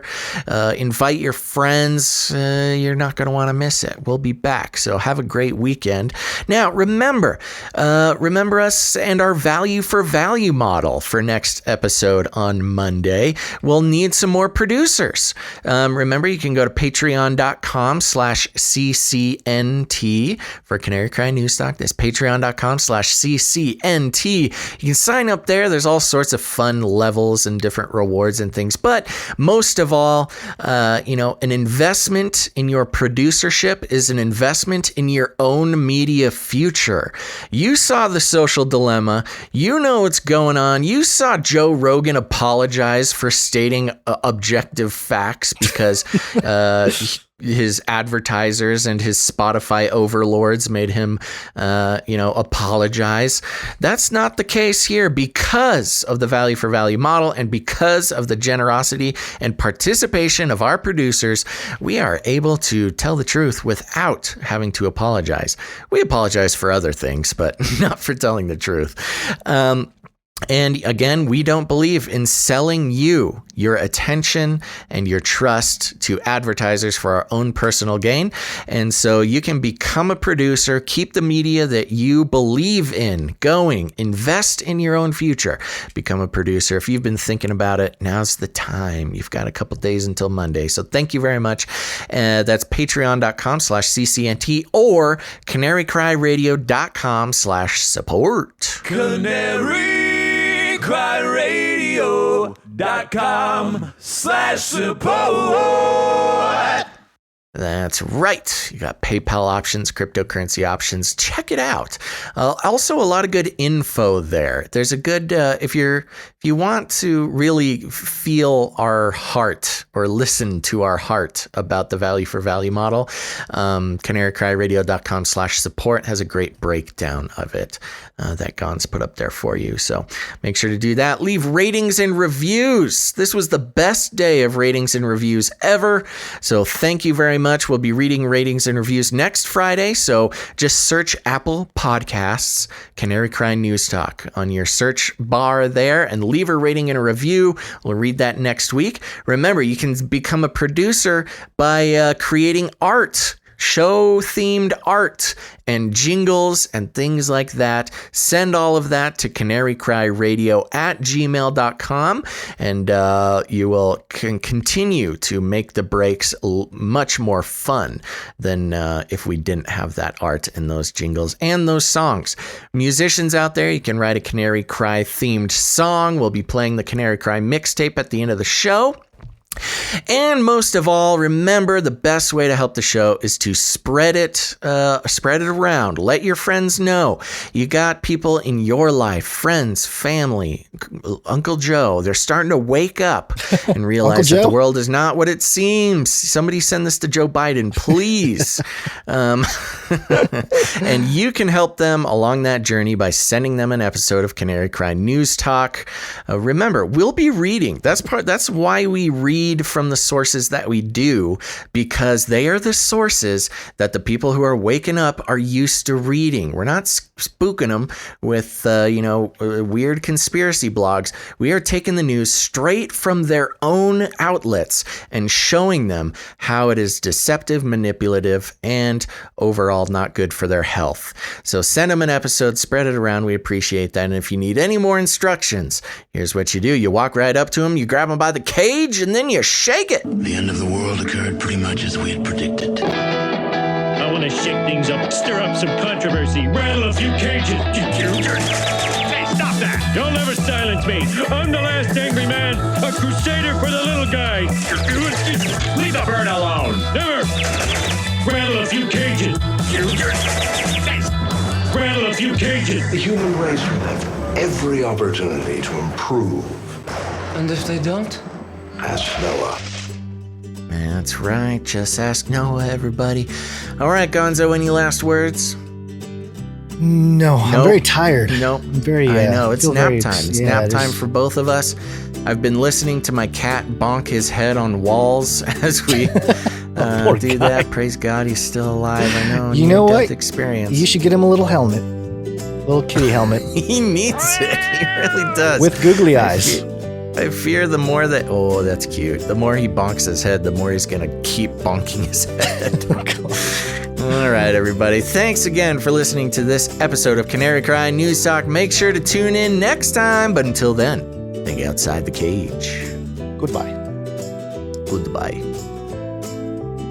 Are you ready to become cat?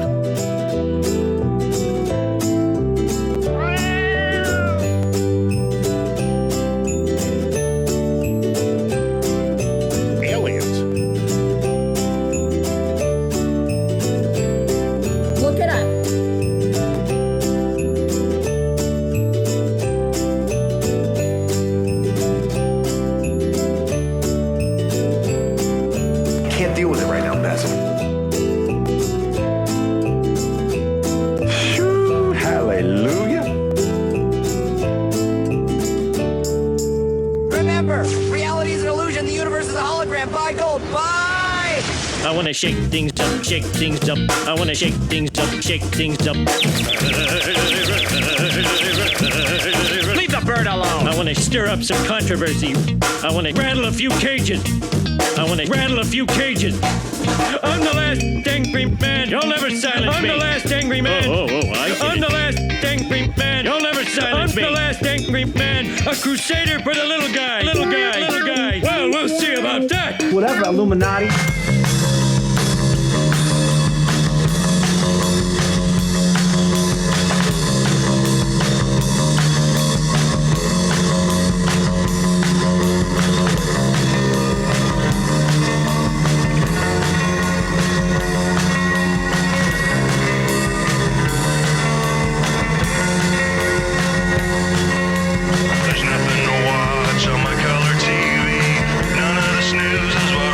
To see.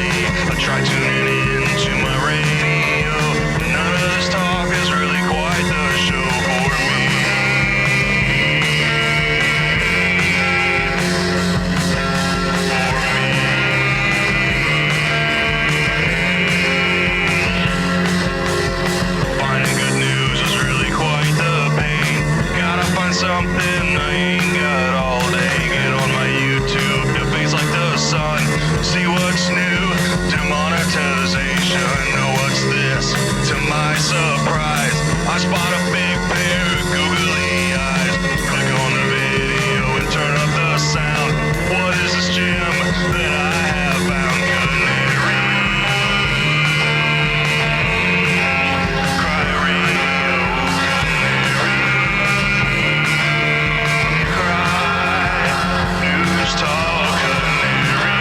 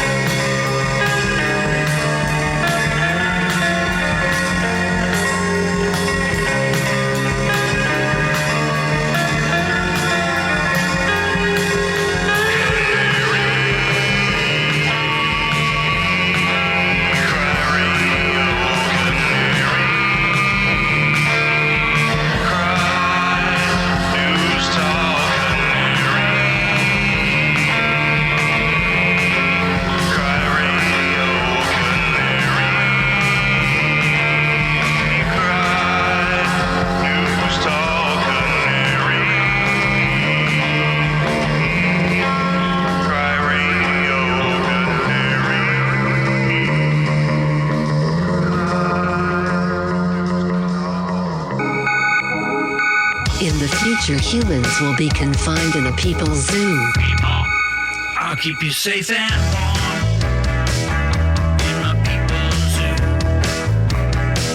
I'll keep you safe and warm now in my people's zoo. You and you in my people's zoo. I'll keep the cameras on.